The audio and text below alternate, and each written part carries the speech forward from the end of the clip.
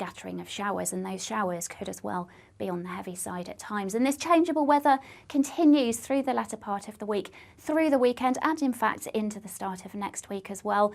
But those mild conditions remain with us and staying fairly breezy.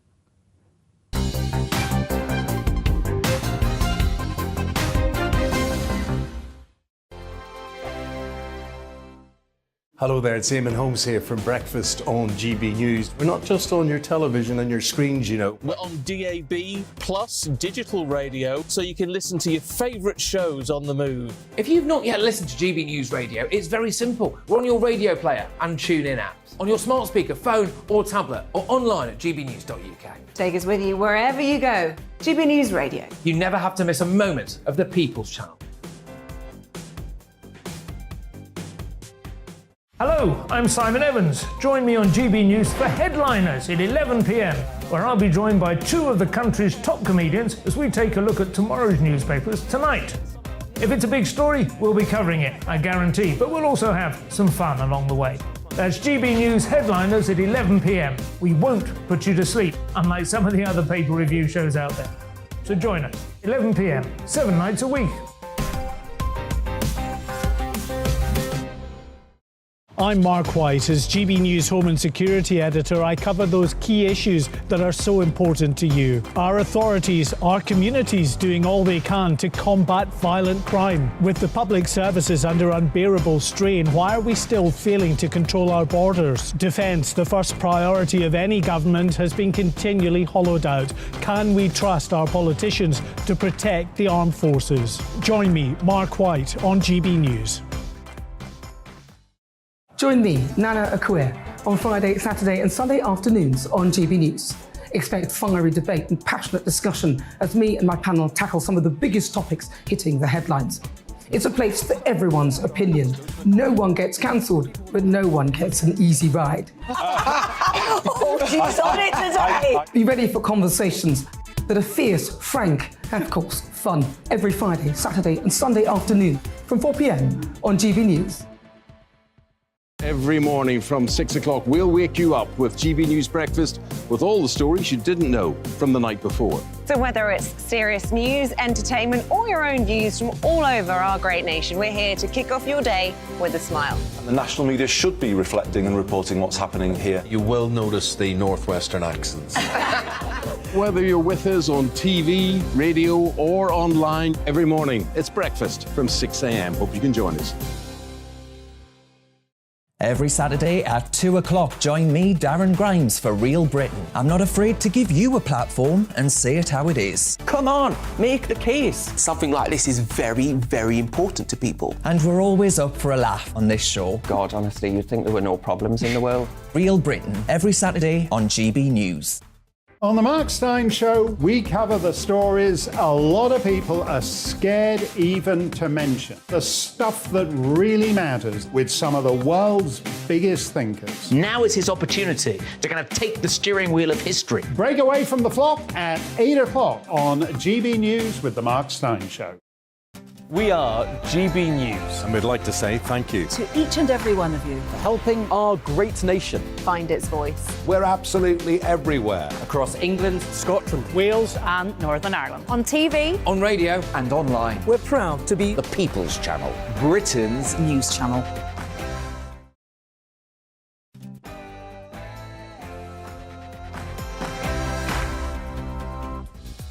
Good morning, this is To The Point on GB News with me, Tom Harwood, and Anaya Falaran Iman on your TV, radio and online. We're with you until midday with a show jam-packed full of today's biggest stories, lots of discussion, expert guests and our opinions, as well as yours. Make sure you get in touch with your views as usual, gbviews@gbnews.uk. We'll be getting to those throughout the show, but first it's time for the headlines.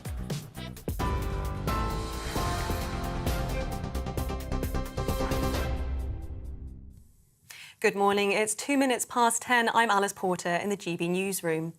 Oil giant Shell has reported another quarter of huge profits. The energy firm made £8.2 billion in the 3 months to September and will increase payouts to shareholders. The earnings are lower than the previous 3 months, but still more than double the same period in 2021. In the first half of this year, they reported record profit amid soaring oil and gas prices. Rishi Sunak has demoted allies of Liz Truss and rewarded his own supporters as he finalised his ministerial team. There were several junior appointments late last night, with former cabinet attendees Anne-Marie Trevelyan and Chris Philp accepting less prominent government roles. Meanwhile, the Prime Minister has confirmed the autumn budget will be delayed until the 17th of November. But Downing Street has refused to confirm whether pensions will increase in line with inflation come April. Former Liberal Democrat Minister Norman Baker has criticised the potential increase to state pensions.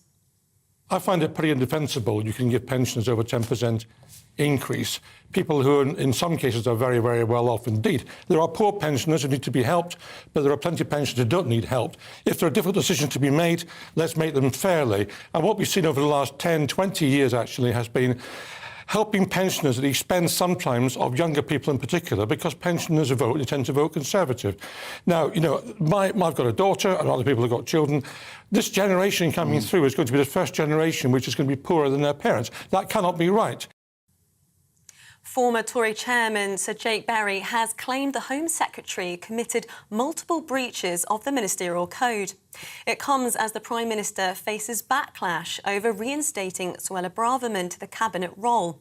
Ms Braverman left her job in Liz Truss's cabinet after she was reportedly sent an official document from a personal email account. But Conservative Party chairman Nadhim Zahawi told GB News that Rishi Sunak is right to give the Home Secretary a second chance. People deserve a second chance, and redemption is a good thing. Suella is a very talented Home Secretary. She's got a massive in-trade to deal with, not least with the small boats issue where people are being exploited, their lives being put in danger. We've seen the numbers rise this year. Crunch talks are taking place in Northern Ireland today in an attempt to avoid another Assembly election. Under the current system, unless a power-sharing executive is formed before midnight tonight, the parties will once again be forced to go to the ballot box. The Northern Ireland Secretary, Chris Heaton-Harris, is in Belfast today to meet with the parties. Ukrainian troops are holding out against repeated attacks by Russian forces in 2 eastern towns. President Zelensky has accused Russian commanders of craziness in their efforts to capture the eastern town of Bakhmut. It's been the centre of Russian attacks for months. Overnight, Russian forces also struck the power grid in central regions of Ukraine, and further electricity supply restrictions are possible. Back here in the UK, around 350,000 health workers, including nurses, cleaners and paramedics, will vote today on whether to strike over pay. Unison members from more than 250 health trusts across England, Wales and Northern Ireland are being balloted. A vote in Scotland has been suspended after Holyrood made a higher pay offer. The union is calling on the government to up the £1,400 pay rise given in the summer, saying health workers are leaving for better paid jobs. Britain's national security is being jeopardised as ministers fail to prepare for the increasing risks of extreme weather events. That's according to the Joint Committee on the National Security Strategy, who say the UK's critical infrastructure has been left exposed due to ministers' extreme weakness. They warn that major power blackouts, floods and landslides blocking roads have the potential to create a series of cascading risks. But the government says there are robust systems in place to protect the infrastructure. GPs have raised concerns about the growing use of unregulated, over-the-counter blood tests. The British Medical Association says that the increasing use of tests is a real concern for GPs and causes anxiety to patients. It comes as they publish an investigation which found the market for unregulated private blood tests is booming. The tests, which can cost up to £800, are being sold as a product which is said to spot genetic abnormalities or screen for a range of conditions. And a new survey shows more than 2/3 of UK adults are planning to cut back on their spending this Christmas amid the cost of living crisis. A YouGov poll says 75% of adults are not planning a big celebration, despite spending last 2 Christmases under social restrictions. Almost half are also planning to cut back on buying presents, eating out and socialising. Of those planning to reduce spending this Christmas, almost half are planning to buy food from budget-friendly supermarkets. This is GB News. We'll bring you more news as it happens. Now it's back to the point.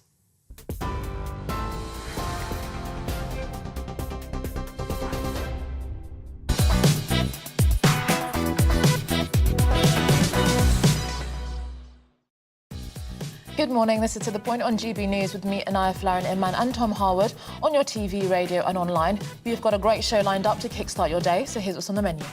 Yes, could the government really be set to abandon one of its manifesto commitments? Indeed, on the triple lock on pensions. The government moves the planned Halloween budget to the 17th of November, now an autumn statement. But what other measures could we see? Yes, and if a speaker to the Northern Irish Assembly is not elected by midnight tonight, then there will be likely fresh elections. Can the political deadlock in Northern Ireland be avoided?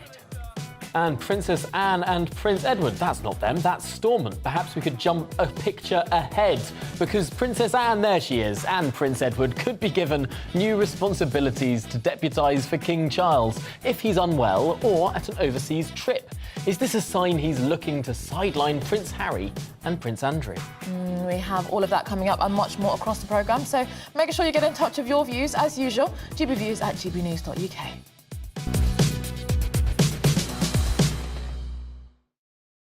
Well, to our top story today, or our stop Tory. The Prime Minister Rishi Sunak has delayed the Chancellor's much-anticipated fiscal announcement by more than 2 weeks, with the Treasury confirming that it will now be a full-blown autumn statement on the 17th of November.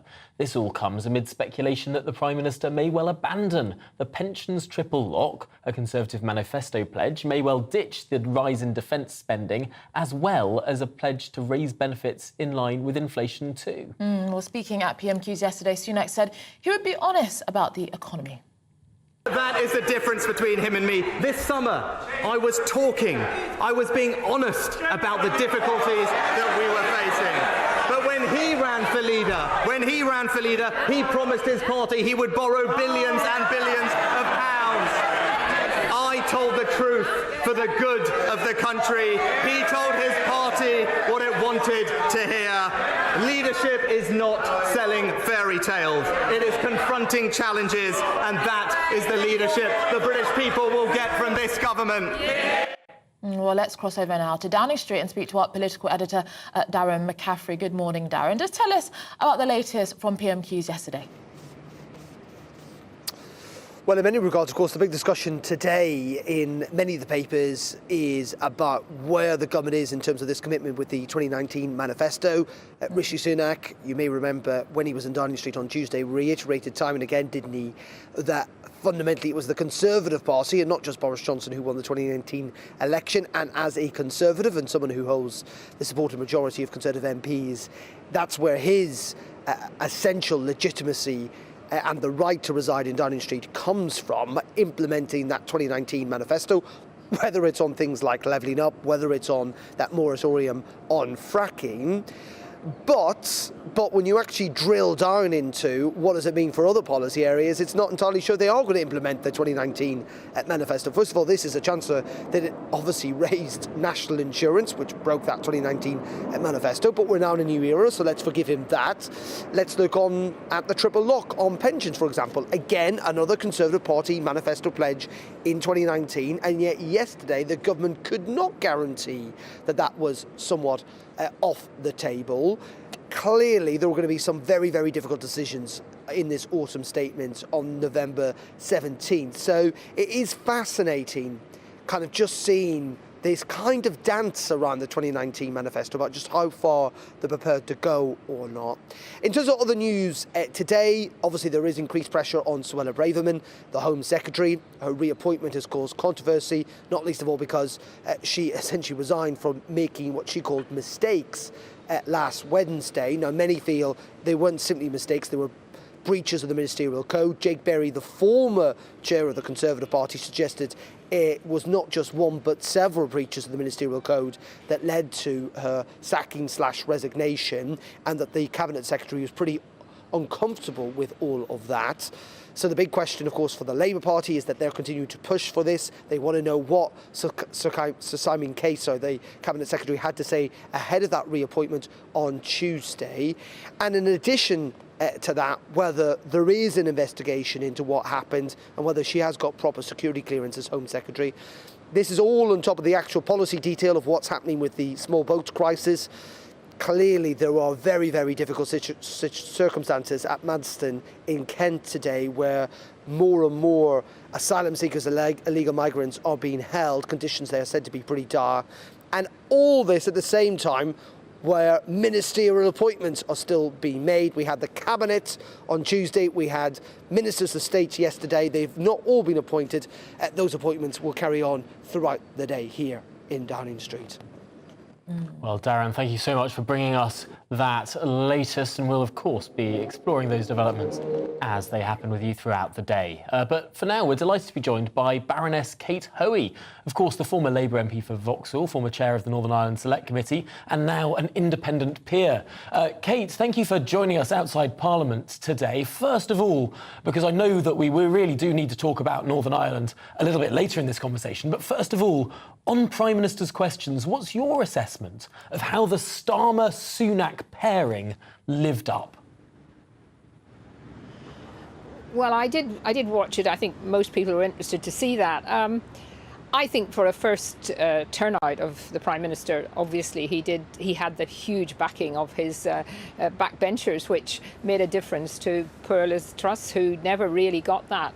And I think Keir Starmer is going to have to probably change his approach now that he's dealing with Rishi Sunak, because clearly there is a kind of tediousness, I think, about Keir Starmer's approach, which may be that he is reflecting and thinking more, but actually doesn't come across as sort of really motivated to be on top of the game the way that I think Rishi Sunak did yesterday.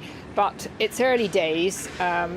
You know, Keir is a bit of a lawyer when it comes to Prime Minister's questions, and sometimes that isn't what the backbenchers want. But of course, sometimes the country actually gets a little bit fed up with sort of yah-boo stuff too. So we'll just have to wait and see. It's you know, we hardly got used to Liz Truss before we've got a new one. So hopefully this will last a while. And just moving on to Northern Ireland now, Baroness Hoey. I mean, the Northern Irish Assembly has been recalled to Stormont for the fourth time since the 5th of May elections in a final bid to elect a new speaker. And this is partly due to objections by the DUP over the Northern Irish Protocol. I mean, do you think, will we see a new Prime Minister find a solution for the Northern Ireland Protocol, do you think?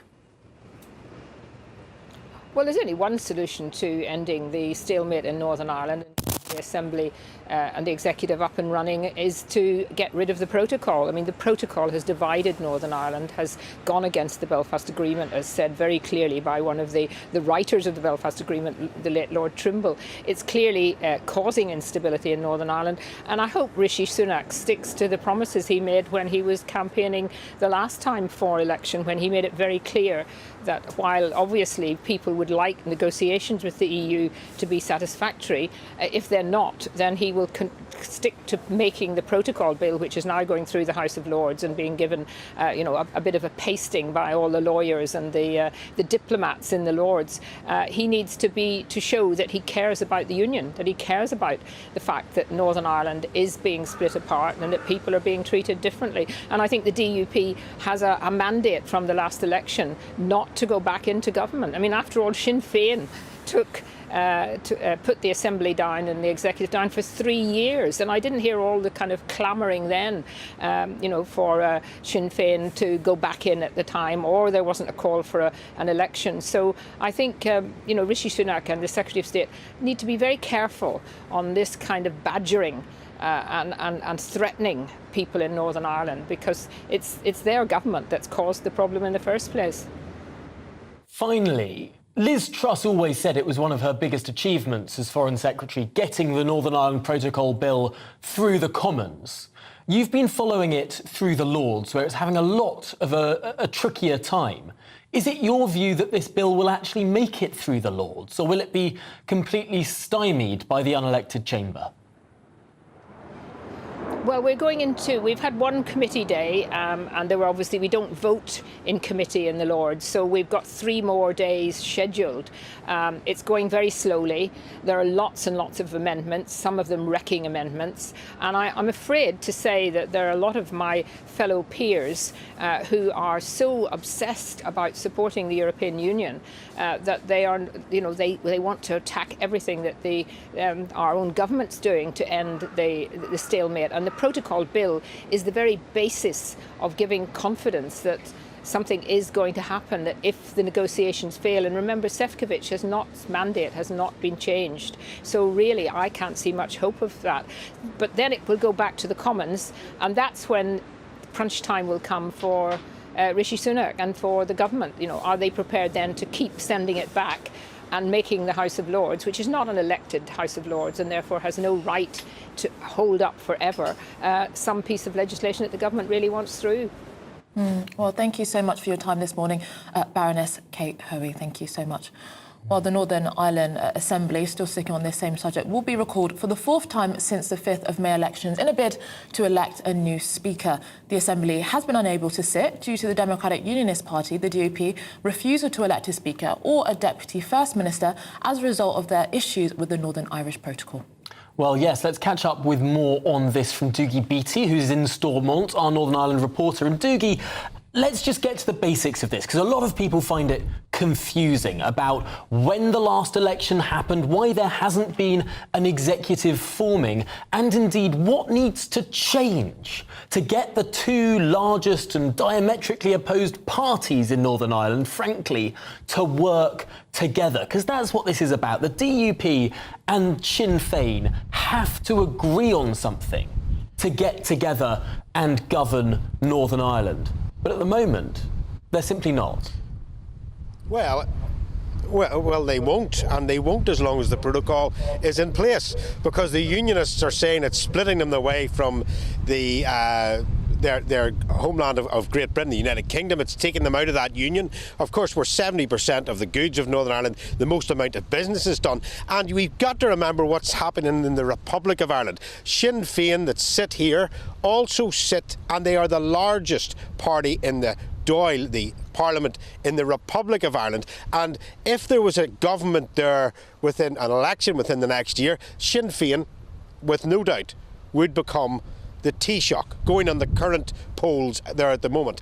And at that point, Sinn Féin would have to allow goods to travel from Northern Ireland into the European bloc, the economic bloc down there, unchallenged in order for this to run up here. So there's also problems here with Sinn Féin. If Sinn Féin give way to the protocols, because don't forget, they were one of the ones, along with Leo Varadkar, that said they insisted on the protocol. And that's why, because they cannot ride 2 horses. There comes a point when they can't. You cannot be the largest party on an island, which is in 2 different jurisdictions, and then govern differently over both of them. So what Sinn Féin is looking for here is an all-Ireland economy, and what Europe did with the protocol suits that beautifully. But of course, the Good Friday Agreement ended the troubles in Northern Ireland.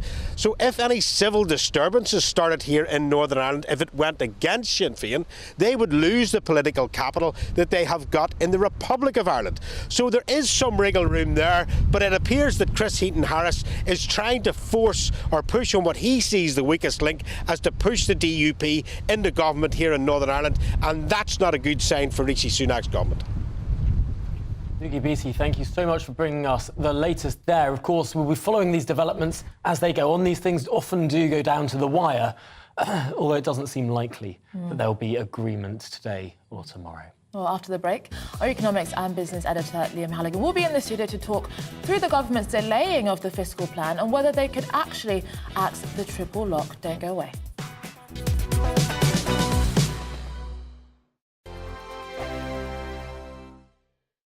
Every morning from 6 o'clock, we'll wake you up with GB News Breakfast with all the stories you didn't know from the night before. So whether it's serious news, entertainment, or your own views from all over our great nation, we're here to kick off your day with a smile. And the national media should be reflecting and reporting what's happening here. You will notice the northwestern accents. Whether you're with us on TV, radio, or online, every morning, it's breakfast from 6 a.m. Hope you can join us. I'm Dan Wootton. Join me Monday to Thursday from 9 to 11 for the feistiest and most fun news debate on TV, where free speech reigns. I'll bring you a sharp take on the day's biggest stories, bombshell newsmaker interviews, and A-list guests. And I guarantee you, no spin, no bias, no censorship, and no reason to go to bed. That's Dan Wootton tonight, Monday to Thursdays from 9 on GB News. Hello, I'm Simon Evans. Join me on GB News for Headliners at 11 p.m, where I'll be joined by two of the country's top comedians as we take a look at tomorrow's newspapers tonight. If it's a big story, we'll be covering it, I guarantee, but we'll also have some fun along the way. That's GB News Headliners at 11 p.m. We won't put you to sleep, unlike some of the other paper review shows out there. So join us, 11 p.m, 7 nights a week. Hello there, it's Eamon Holmes here from Breakfast on GB News. We're not just on your television and your screens, you know. We're on DAB plus digital radio, so you can listen to your favourite shows on the move. If you've not yet listened to GB News Radio, it's very simple. We're on your radio player and TuneIn apps, on your smart speaker, phone or tablet, or online at gbnews.uk. Take us with you wherever you go. GB News Radio. You never have to miss a moment of the People's Channel.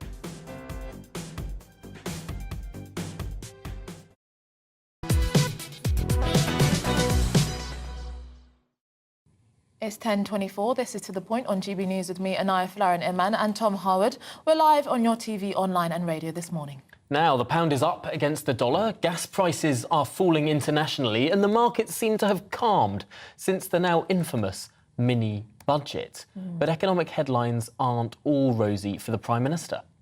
Well, the front page of the Daily Express says, do you really want to scrap the pension triple lock again? Amid noise that the government is considering revisiting this, and Chancellor Jeremy Hunt delayed his Halloween budget and will set out the measures to get the UK's deficit under control to November 17th to consider the latest economic forecasts. Well, let's understand exactly what this all means. I'm delighted to be joined by our economics and business editor, Liam Halligan, with On the Money.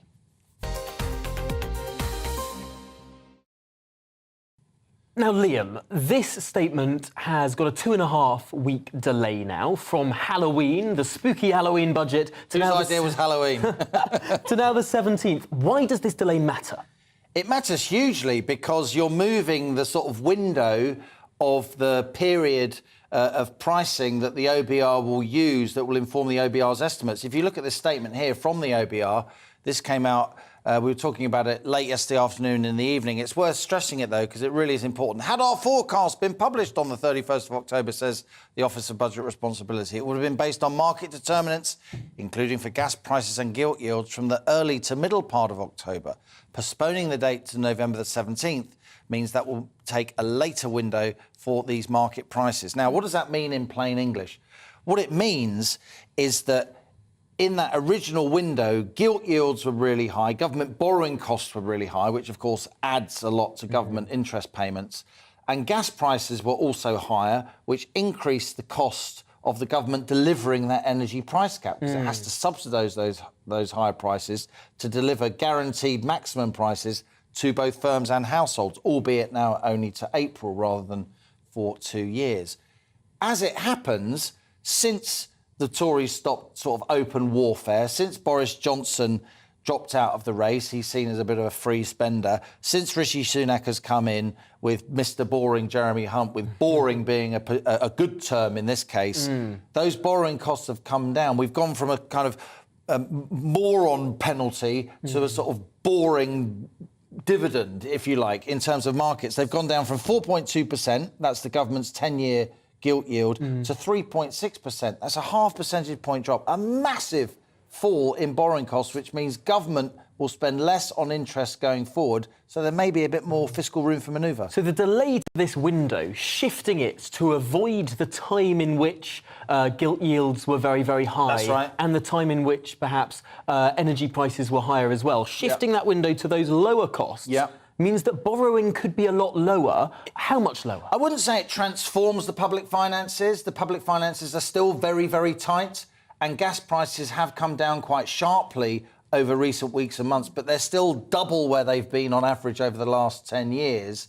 But it does mean, for instance, that instead of spending like 50, 60, 70 billion pounds on debt interest every year, the government might be spending 30 or 40 billion. It's potentially low tens of billions, Tom. We don't quite know because it depends on I'm just looking for the Telegraph here somewhere, because it says which you of course have an excellent column. It says 15 billion could be saved. Is that a higher estimate? 15 billion is the number that the Resolution Foundation has come up with. Now, the Resolution Foundation, they're sort of very bright boffins. A lot of sort of ex-senior Labour policy advisors, it should be said, work for the Resolution Foundation. But they're still serious people.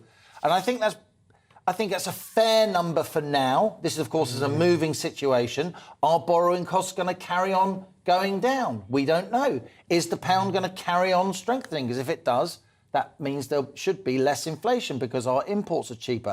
Less inflation means it may cost less to uprate those benefits. So all this looks better for the government. I wouldn't say good. It looks less worrying for the government. Having said that, we still do face a real fiscal crunch. We've got these public sector strikes on the horizon. We know some NHS workers are being balloted today. Can the government, not award them an inflation-busting pay rise? That would be 8, 9, 10%. And also we know that the Conservative Party is moving away from this manifesto commitment, this triple lock on pensions. If you uprate pensions by the rate of inflation, 10.1%, it isn't just a one-off increase. That's forever. Yeah. That's a massive fiscal commitment. And that's how many millions of people? 10 million people? About 11.5 million pensioners. Now, it may be that the Tories know that pensioners often vote Tory. They may be thinking tactically and thinking it's better to not uprate all pensioners' basic state pension, because some pensioners clearly don't need it. You've got people living in Spain who are getting winter fuel allowance. You got for some pensioners it goes to their sort of wine or their skiing fund. On the other hand, there is still a lot of pensioner poverty in the UK. Have no doubt about it. We talk about intergenerational strife, but a lot of pensioners are still poor. So it may be that Rishi Sunak says no a massive across the board pension increase, but more targeted things. Heating allowance, disability allowance, for particularly vulnerable older voters. Well, thank you so much, Liam Halligan, for bringing us those latest economic developments. And Alan on GBV said 12 million voting pensioners are expecting Sunak to end the triple lock. This will end the Tory party for good. But just moving on slightly now, there are some unique ways in which areas are trying to drive economic activity. Huge inflationary monsters have been deployed across Manchester as part of an initiative by the city's Business Improvement District to encourage more customers into the shopping district. Huge inflatable monsters take over the city over October half-term every year to encourage people to come into the city and spend, which is particularly important given how businesses have struggled during the pandemic and now the cost of living crisis. Well, I, for one, am very keen to see what on earth an inflatable monster looks like and why it would encourage me to spend. Our Northwest reporter, Sophie Reaper, has more for us. Sophie, an inflatable monster, tell us more. Well, a very good morning to you both. Yes, I'm in Manchester city centre this morning where the invasion has begun. There are 14 monsters, inflatables, which have taken over the city centre. I think over my right shoulder you should just be able to see a big pink one called Snozzer, and over my left shoulder you should be able to see one of two yellow ones, one of the Sprites, which are on one of the front of the big retail buildings here in the city centre. Now, as you said, it's an initiative by Manchester's Business Improvement Districts, and it's something they've done here in the city centre since 2016. Now, of course, it is Halloween on Monday, but there is another slightly more serious reason behind it, and that's to encourage families over the October half term to come into the city centre and to hunt down the monsters. And the idea is that when they come into the city centre to find the monsters, they'll then be encouraged to spend some money in businesses that might be struggling. Here's what some of the people of Manchester had to say about the idea. I think they look really cool and everybody's going to enjoy it. What about yourself? I think they're really cool and I really like them. Tell me about the monsters. What do you think of them? I like them. You like them? Which one's been your favourite one that you've seen? The one here. The green one? Why? Because he looks like an octopus. We've come around and actually hunted these monsters down using the map. I've seen quite a few people looking at these, looking around. There's loads of kids about, loads of families about. They've all got to spend money, haven't they? Cost of living crisis at the minute. We need a lot of business influx, people spending. We've come into the city today and we were surprised by it. We didn't know it was happening, but it's brilliant. But if there was a bit more of a push on letting people know that they're here, and then more people might come in for it. Do you think more revenue in the city centre is a good thing? Certainly, yeah, definitely. It keeps people in the heart of the city, keeps them off retail parks. Everyone's a winner. Well, of course, we are approaching, it's almost time to say the C word. We're just over 8 weeks away from Christmas.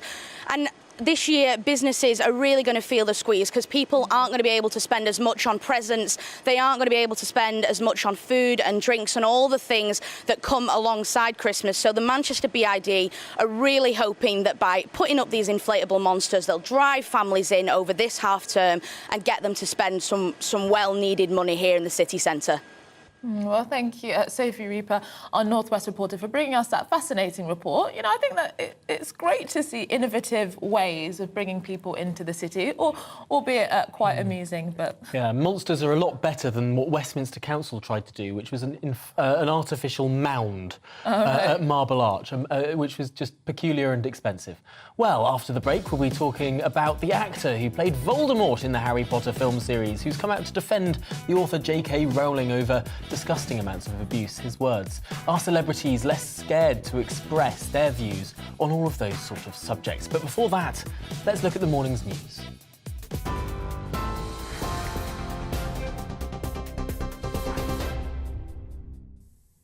It's 10:34. I'm Alice Porter in the GB newsroom. Oil giant Shell has reported another quarter of huge profits. The energy firm made £8.2 billion in the first 3 months to September and will increase payouts to shareholders. The earnings are lower than the previous 3 months, but still more than double the same period in 2021. Earlier this year, they reported record profit in the first half of this year amid soaring oil and gas prices. The profits are likely to increase calls for greater one-off windfall taxes. Crunch talks are taking place in Northern Ireland today in an attempt to avoid another Assembly election. Under the current system, unless a power-sharing executive is formed before midnight tonight, the parties will once again be forced to go to the ballot box. The Northern Ireland Secretary Chris Heaton-Harris is in Belfast today to meet with the parties. Ukraine says it has increased its forces in the northern region near Belarus to counter any possible renewed Russian attack across the border. Ukrainian army chiefs say they are anticipating further threats. Belarus is Russia's main ally in the conflict and has allowed Moscow's forces to use its territory as a springboard to attack Ukraine. Around 350,000 health workers, including nurses, cleaners and paramedics, will vote today on whether to strike over pay. Unison members from more than 250 health trusts across England, Wales and Northern Ireland are being balloted. A vote in Scotland has been suspended after Holyrood made a higher pay offer. The union is calling on the government to up the £1,400 pay rise given in the summer, saying health workers are leaving for better paid jobs. TV, online and DAB plus radio, this is GB News.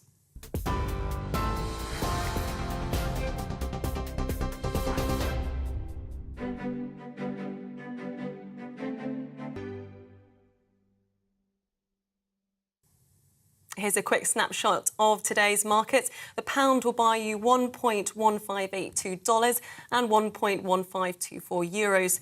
The price of gold is £1,435 and 42 pence per ounce, and the FTSE 100's at 7,076 points.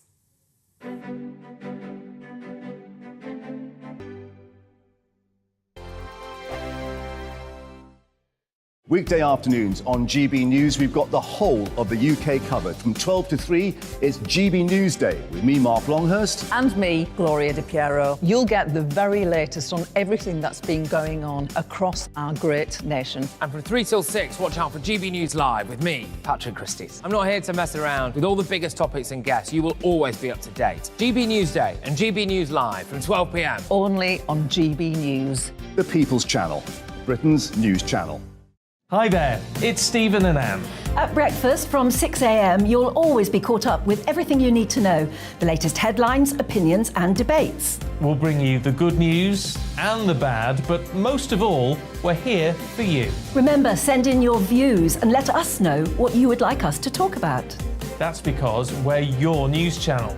And every morning at 6 a.m, it's breakfast on GB News. Join me, Nana Akua, on Friday, Saturday and Sunday afternoons on GB News. Expect fiery debate and passionate discussion as me and my panel tackle some of the biggest topics hitting the headlines. It's a place for everyone's opinion. No one gets cancelled, but no one gets an easy ride. Oh, she's on it today! Be ready for conversations that are fierce, frank and, of course, fun every Friday, Saturday and Sunday afternoon from 4 p.m. on GB News. On Mark Dolan tonight, we have a simple plan, which is to inform, stimulate and entertain in equal measure. It's all about getting your opinions on the national television airwaves. I love my viewer emails, mark@gbnews.uk. So do join me from 9 p.m. to midnight every Friday, Saturday and Sunday for big guests, big opinions and a big presenter. 6'5", don't you know? See you then on GB News.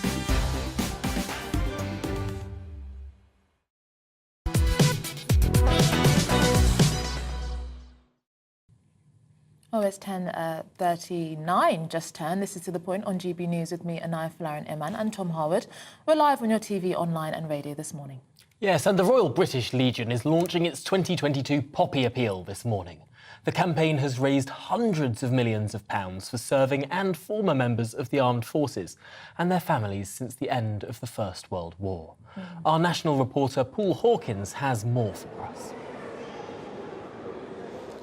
Yeah, morning, Tom. Yeah, as you say, the Royal British Legion supporting past and present. So as part of the launch today, building up towards Remembrance Sunday on November the 13th, they've got this wall here, and each of the circular glass plaques has a story relating to those that are connected to those that have served in conflict. So when you take the poppies away, there's a story behind each one, and each one represents an ambassador for the British Legion, and of course they've all got their own stories. We can speak to one of them now, Sally Renard, who served in Afghanistan in 2006. Is that right, Sally? Yeah, in 2006. Yeah, I had an accident on Christmas Eve, which ended up sending me home. I had lots of rehab, and then it then meant that I could qualify for the Invictus Games this year. So I took part in the Invictus Games in Holland back in April, where I was able to take my family out there with me as well, which was an awesome experience, mind-blowing experience for us all. Yeah, and what events did you compete in? I competed in 1,500 metres and 400 metre athletics, 4-minute and 1-minute indoor rowing, and then 50 metres breaststroke, freestyle, backstroke, and 100 metres freestyle. And you won 4 medals. I came home with 4 medals, yeah. Congratulations on that. Thank you. And Maya and Daisy here, they came to watch you because of the money that was, helped from by the Royal British Legion. Yeah, without the British Legion, my husband and both Daisy and Maya, they wouldn't have been able to come. So the British Legion paid for their hotels, they paid for their transport, they paid for everything to enable them to come and experience what I was able to experience as well. Yeah. Which is amazing. Yeah, and just to give us an idea of how important it is to buy a poppy, and to remember those like yourself who've served. It is really important because there's so many things that the British Legion do, not only for serving members, but for veterans as well. And a lot of the time we don't always realise what Poppy is, where the money's coming and what the money's providing. So, like for ourselves, going out to the games, if people hadn't been buying a Poppy, I might not have been able to take my family out to Holland with me. But it's always been one thing that we've always done as a family. We've always bought a poppy. We've been brought up buying poppies, and hopefully they'll always buy poppies as well. Yeah, and just tell us a little bit about what it was like serving your country. I felt really proud, and I know both my parents were really proud knowing that I was serving, because we didn't come from a military family. Right. I grew up in deepest, darkest Devon, and I felt extremely proud to go out and serve my country and be part of what is a massive team. I think we feel that you don't realise how special you are, really. Yeah. And do you feel that the country remembers that, or do you think we could do more?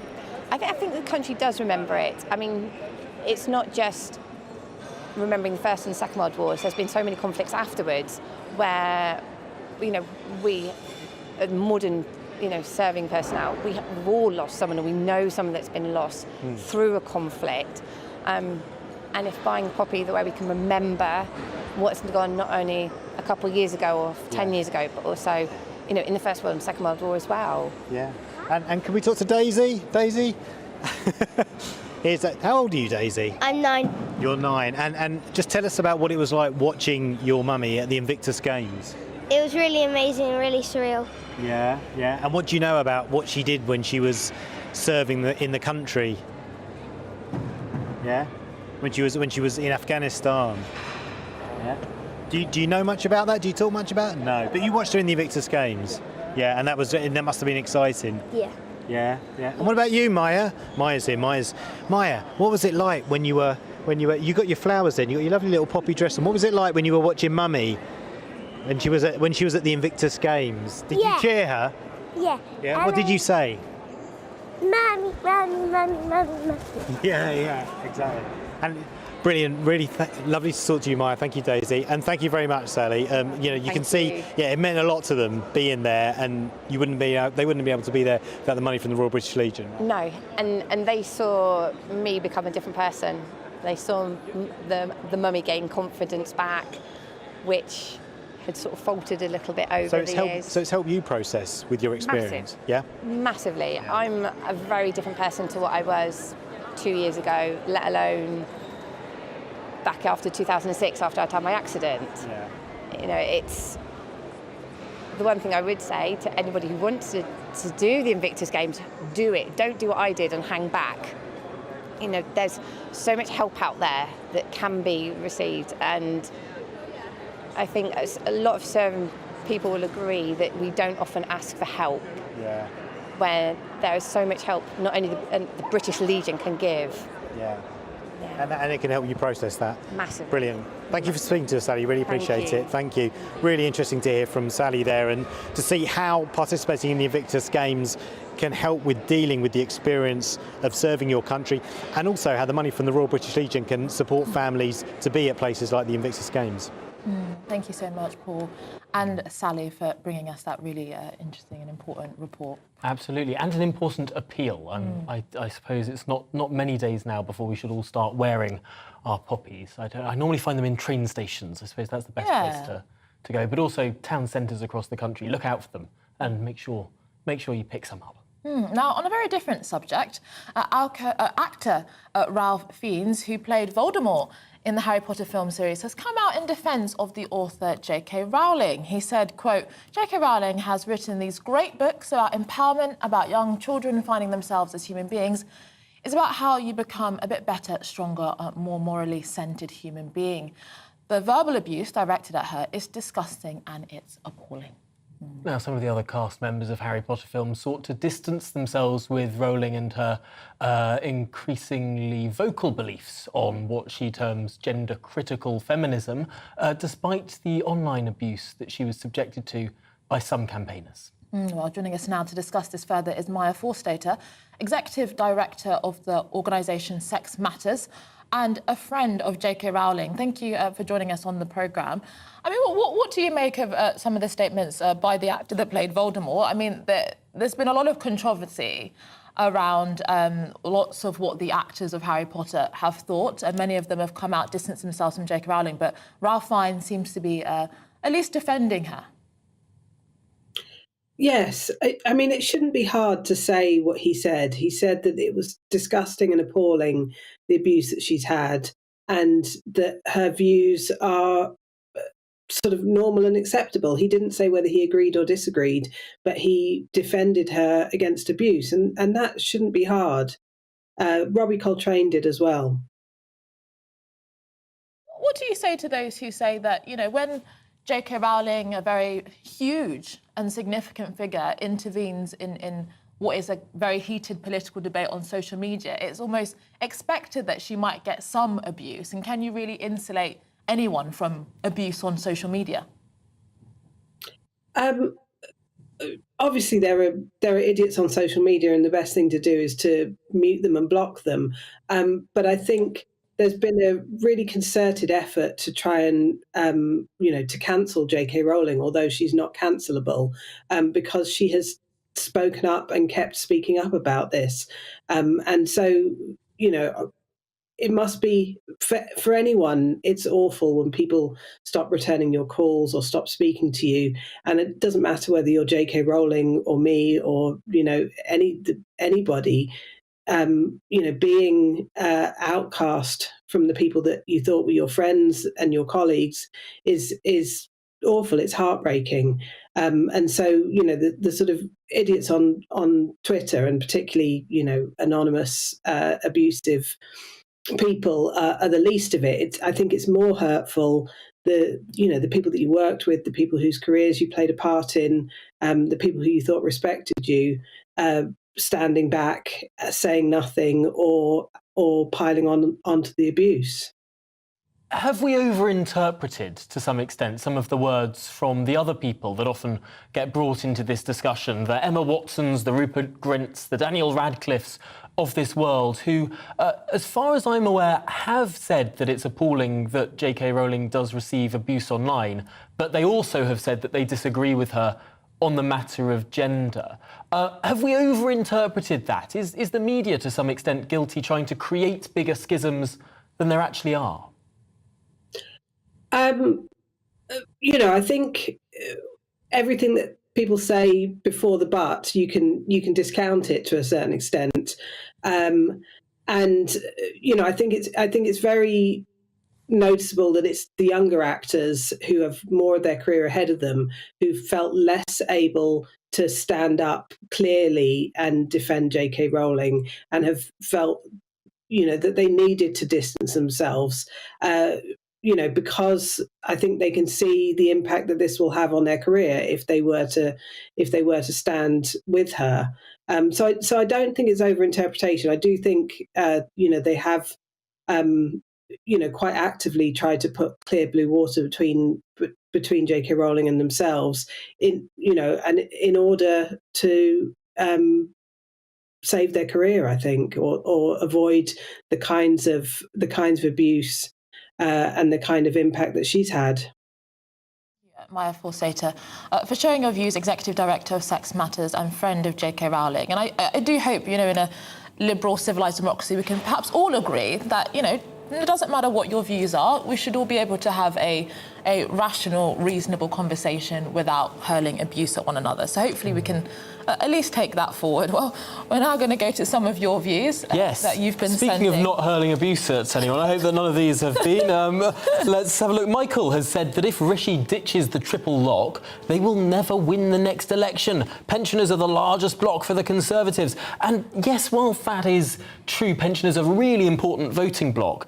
Looking at the way that people's incomes have changed since 2010, pensioners' incomes have risen by over 10%, and the incomes for everyone else have actually, in real terms, declined. Yeah, I think I wish young people were as determined and vocal and organised oftentimes as pensioners when it comes to defending their economic and political interests, because I think a lot of young people would hope that actually they were a significant voting bloc that would be deciding the future of the country as well. And I think the really worrying thing about all of this is because of the way that pensions are set up, which of course is not the fault of pensioners, it's the fault of the people who designed the system, this Ponzi scheme system that was designed over 100 years ago. It's that the current generation of taxpayers, of people in jobs, pay for the last generation as things go. Now that works if you've got more people. If the younger generation is bigger than the older generation, then of course that you can pay for the older generation's pensions. The problem comes when you have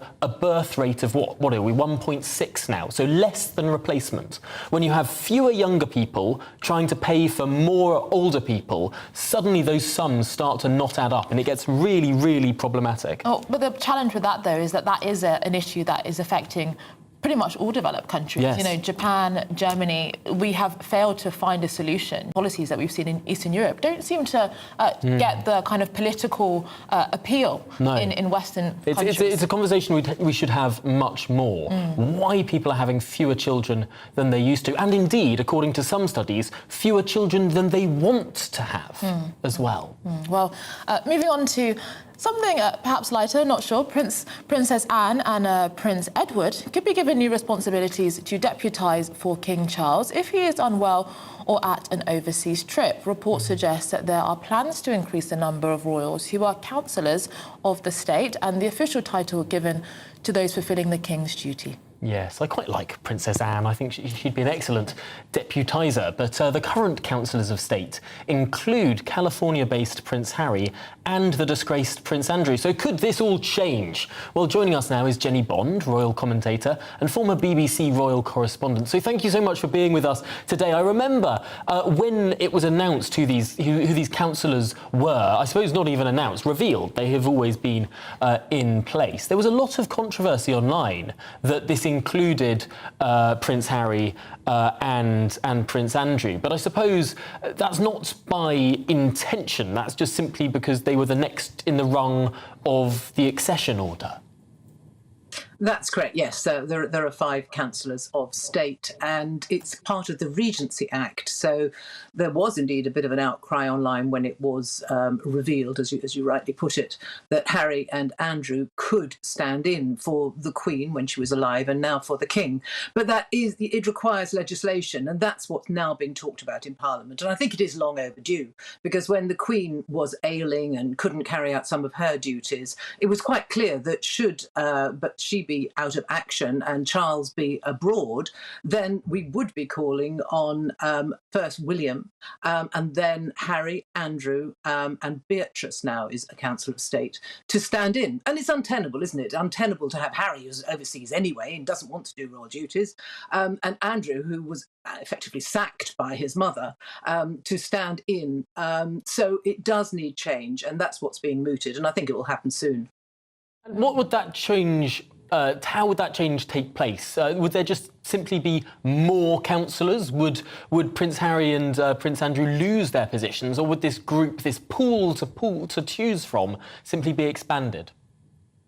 Well, that's the report this morning, that it probably would be expanded. Personally, I think that's wrong. I think it should be made clear that Harry, who has said he does not want to carry out royal duties ever again, and isn't in this country, and Andrew, as I say, I think they should be removed from the 5 councillors of state. But the suggestions are, and I think there'll be some debate about this, that they will simply expand that pool, and we will have the Princess Royal, Princess Anne, and Prince Edward, who are working royals. I mean, there is a problem within the royal family now. Nobody, least of all Prince Charles, I think, wants to expand the monarchy, the firm, the institution. But there are very few working royals now, and several of them are in their 80s. There's only 11 working royals altogether. So it is an ever-decreasing pool. Quickly, Mike Tyndall, married to King Charles's niece Zara, appeared in an advert for Domino's Pizza. Can we assume that this was sanctioned by the royal family? Well, you know, he's not really part of the royal family. He happens to be married to, as you say, the king's niece. Zara Tindall doesn't have a royal title. She doesn't have any title at all. She earns her living. He is a celebrity in his own right and is a working man. So no, he doesn't have to seek any authority. Whether he mentioned it, I don't know. I mean, he's going in the jungle, isn't he? Very, very shortly to I'm a Celebrity, get me out of here, for lots of money. Thank you so much, Jenny Bond, royal commentator and former BBC royal correspondent, for bringing us that update. Very interesting there. Yes, my favourite thing about Princess Anne is how she responded to a kidnapping attempt on the National Mall, where she simply said, "No, I'm not getting in the car," and he's quite forthrightly. It's the most remarkable interview. It must have been from the 70s or the 80s. Really worth looking up if you have the time. Yeah, yes. We should probably just get to one more view before we go to our break. Rona has written in on the Northern Ireland Protocol saying she wants a referendum for Northern Ireland to be independent and part of the Commonwealth. Wow. I'm not sure many unionists would quite like that proposition. Well, on the triple lock, Audrey said, "It saddens me that triple lock state pension may not be honoured again. Shameful our pensioners are used as a roulette." Well, that's a sentiment that seems to be shared by many people sending their views in. Keep all of your thoughts coming in to us on email, gbviews@gbnews.uk. We'll be getting to those later on in the show. But first, it's the break.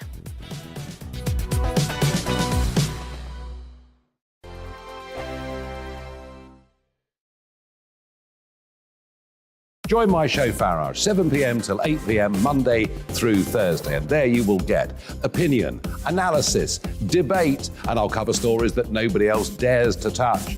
You've been cancelled. Join the club. Oh, my goodness me. And then for the last 15 minutes, talking pints. We're over a drink. We have a civilised conversation with someone. We very often disagree, but we do it in a grown-up way. Come and join me on Farage. We are GB News. And we'd like to say thank you to each and every one of you for helping our great nation find its voice. We're absolutely everywhere. Across England, Scotland, Wales and Northern Ireland. On TV, on radio and online. We're proud to be the People's Channel, Britain's news channel.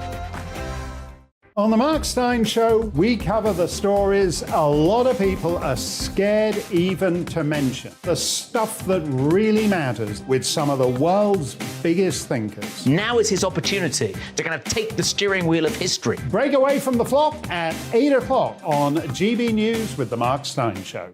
Every Saturday at 2 o'clock, join me, Darren Grimes, for Real Britain. I'm not afraid to give you a platform and say it how it is. Come on, make the case. Something like this is very, very important to people. And we're always up for a laugh on this show. God, honestly, you'd think there were no problems in the world. Real Britain, every Saturday on GB News.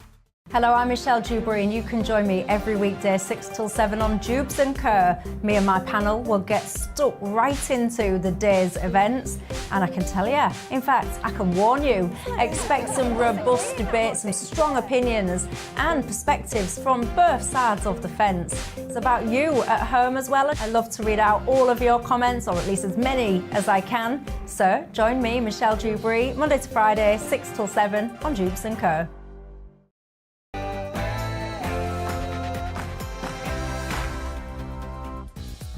Good morning, this is To The Point on GB News with me, Anaya Falarin Iman and Tom Harwood. We're live on your TV, radio and online. We are with you until midday with a show jam-packed with today's big stories, lots of discussions, expert guests and our opinions as well as yours. Yes, so make sure you get in touch with your views as usual. gbviews@gbnews.uk, that's the address to write into, and we'll be getting to those thoughts throughout the show. But before then, here are the latest headlines.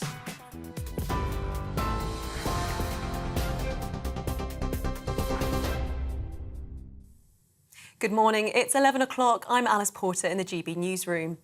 Oil giant Shell has reported another quarter of huge profits. The energy firm made £8.2 billion in the 3 months to September and will increase payouts to shareholders. The earnings are lower than the previous 3 months, but still more than double the same period in 2021. In the first half of this year, they reported record profit amid soaring oil and gas prices. Former Tory chairman Sir Jake Berry has claimed the Home Secretary committed multiple breaches of the ministerial code. It comes as the Prime Minister faces backlash over reinstating Suella Braverman to the cabinet role. Ms Braverman left her job in Liz Truss's cabinet after she was reportedly sent an official document from a personal email account. But Conservative Party chairman Nadhim Zahawi has told GB News that Rishi Sunak is right to give Suella Braverman a second chance. Crunch talks are taking place in Northern Ireland today in an attempt to avoid another Assembly election. Our Northern Ireland reporter Dougie Beattie is at Stormont for us today. Dougie, if an agreement isn't met, what can we expect? Well, it'll be 24 weeks since the first government was trying to be formed here after those 5th of May elections. The legislation says that Chris Heaton-Harris, the Secretary of State, will call an election. That is at 11:59 tonight. He is more than likely to call an election sometime for early December or mid-December. And hopefully he thinks that will bring back a government that will go into place here. It may well, though, bring back two extremes that will still be back with the protocol still in place and those problems not fixed that are keeping the DUP out of government here at the moment. The DUP left this in February because of the protocol that annexes Northern Ireland's economy from the rest of the UK. If the protocol is not fixed and that legislation gone through Westminster, they have said that they will not be taking their seats here in the Northern Ireland government. Dougie Beattie joining us there from Stormont in Northern Ireland. Thank you. Ukraine has boosted its forces in the northern region near Belarus to counter any possible renewed Russian attack across the border. Representatives from the army say they're anticipating further threats. Belarus is Russia's main ally in the conflict and has allowed Russian forces to use its territory as a springboard to attack Ukraine. Crime rates in England and Wales have hit a new record. Office for National Statistics say a total of 6.5 million crimes were recorded in the 12 months to June this year. The figure is driven by a sharp increase in violent and sexual offences. The number of sexual offences initially fell during periods of lockdown, but there have been so-called substantial increases since April last year. Britain's national security is being jeopardised as ministers fail to prepare for the increasing risks of extreme weather events. That's according to the Joint Committee on the National Security Strategy, who say the UK's critical infrastructure has been left exposed due to ministers' extreme weakness. They warned the major power, blackouts, floods and landslides blocking roads have the potential to create a series of cascading risks. But the government says there are robust systems in place to protect the infrastructure. Around 350,000 health workers, including nurses, cleaners and paramedics, will vote today on whether to strike over pay. Unison members from more than 250 health trusts across England, Wales and Northern Ireland are being balloted. A vote in Scotland has been suspended after Holyrood made a higher pay offer. The union is calling on the government to up the £1,400 pay rise given in the summer, saying health workers are leaving for better paid jobs. GPs have raised concerns about the growing use of unregulated over-the-counter blood tests. The British Medical Association says that the increasing use of tests is a real concern for GPs and causes anxiety to patients. It comes as they published an investigation which found the market for unregulated private blood tests is booming. And a new survey shows more than 2/3 of UK adults are planning to cut back on their spending this Christmas amid the cost of living crisis. A YouGov poll says 75% of adults are not planning a big celebration, despite spending the last 2 Christmases under social restrictions. Almost half are also planning to cut back on buying presents, eating out and socialising. This is GB News. We'll bring you more news as it happens. Now let's return to the point.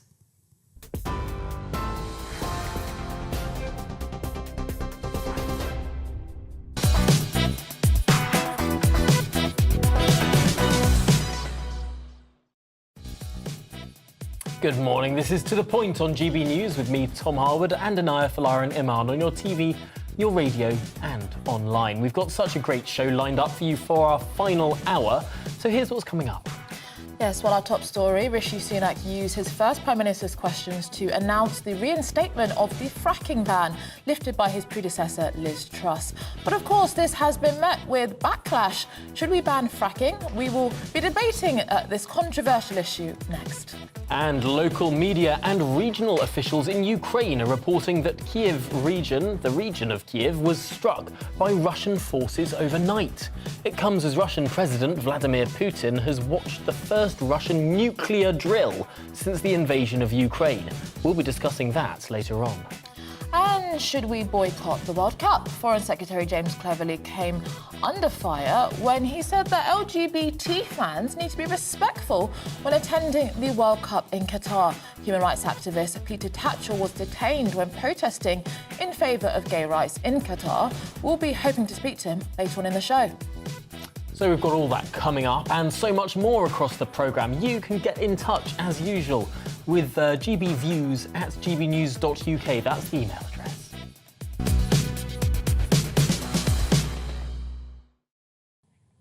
Now to our top story of the hour. Rishi Sunak used his first Prime Minister's questions to announce the reinstatement of the fracking ban lifted by his predecessor, Liz Truss. The Prime Minister responded to a question from Green MP Caroline Lucas about the shale gas moratorium, saying he stands by the party manifesto when it comes to the issue. Well, our East Midlands reporter Will Hollis has been looking at the issue. Prime Minister. A tight squeeze, yes. But the new Prime Minister's first PMQs didn't disappoint, especially for the Greens. Will he start by reversing the green light she gave to fracking, since it's categorically not been shown to be safe? We will deliver on all those ambitions. We will deliver on what we said at COP, because we care deeply about passing our children an environment in better state than we found it ourselves. Have a bed. The Prime Minister's spokesperson later confirmed that the controversial ban on fracking was indeed back after his predecessor Liz Truss briefly removed it. In Derbyshire, local campaigners had feared the effects if discarded plans to frack near Eckington would return too, according to one Lib Dem councillor. There was the noise pollution, the light pollution, the traffic movements, the fact that it would be affecting their local environment. And that's why they were against it, and that's why they rallied around to make sure that there was this Eckington Against Fracking group, which have done an amazing job in North East Derbyshire combating fracking. But not everyone is happy, including the industry reps at UK Onshore Oil and Gas. This decision is unjustified and unjustifiable. We are going to need natural gas in the UK for decades. If they go ahead and reimpose a moratorium, my question is, where is the natural gas going to come from? And what are the economic, environmental and geopolitical consequences of that decision? This all needs to be seen in that light. In fracking, highly pressurised water and chemicals are blasted underground, releasing gas. The Tories paused exploration projects in 2019.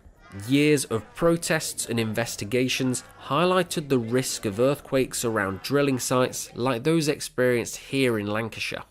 Yet now a global crisis has questioned Britain's energy security. Fracking could help. Campaigners at Just Stop Oil say no matter the necessity, fossil fuels are not the answer.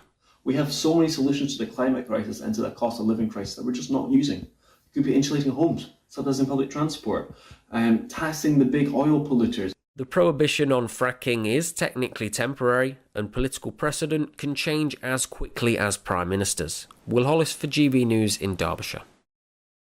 Well, let's explore this topic in more depth now with the head of lifestyle economics at the Institute of Economic Affairs, Christopher Snowdon. Now, I should preface this discussion by saying we were going to be speaking to someone who is against hydraulic fracturing. Christopher Snowdon, you are in favour of it. I'm afraid in the last 60 seconds, some issue has meant that our anti-fracking guest has not appeared, but we will plough on with you anyway, Christopher Snowdon. The first point, I suppose, is didn't the Tories decide to ban this in their manifesto that won a resounding victory in 2019?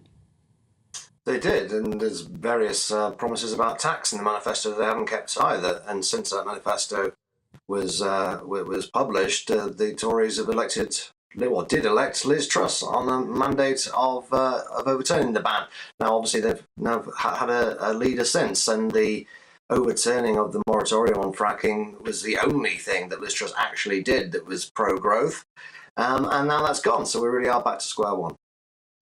I mean, what do you say to those that, we, not just in relation to the manifesto commitment, but we made several commitments when it came to COP26 and so on, when it came to moving away from many of these fossil fuels, essentially. So how can fracking be part of the solution to our energy future? Well, the process towards net zero basically involves going from gas to renewables, but gas is very much at the heart of the energy mix for several decades up until that point. There's nobody really questions that. Gas power stations have been built up everywhere as we've closed down coal. We're not going to be burning more fossil fuels as a result of fracking, but the reality is we won't be getting any gas from Russia for the foreseeable future, possibly for many years. So Europe needs to produce more gas. The UK has the largest shale gas deposits in Europe. We should be doing our bit.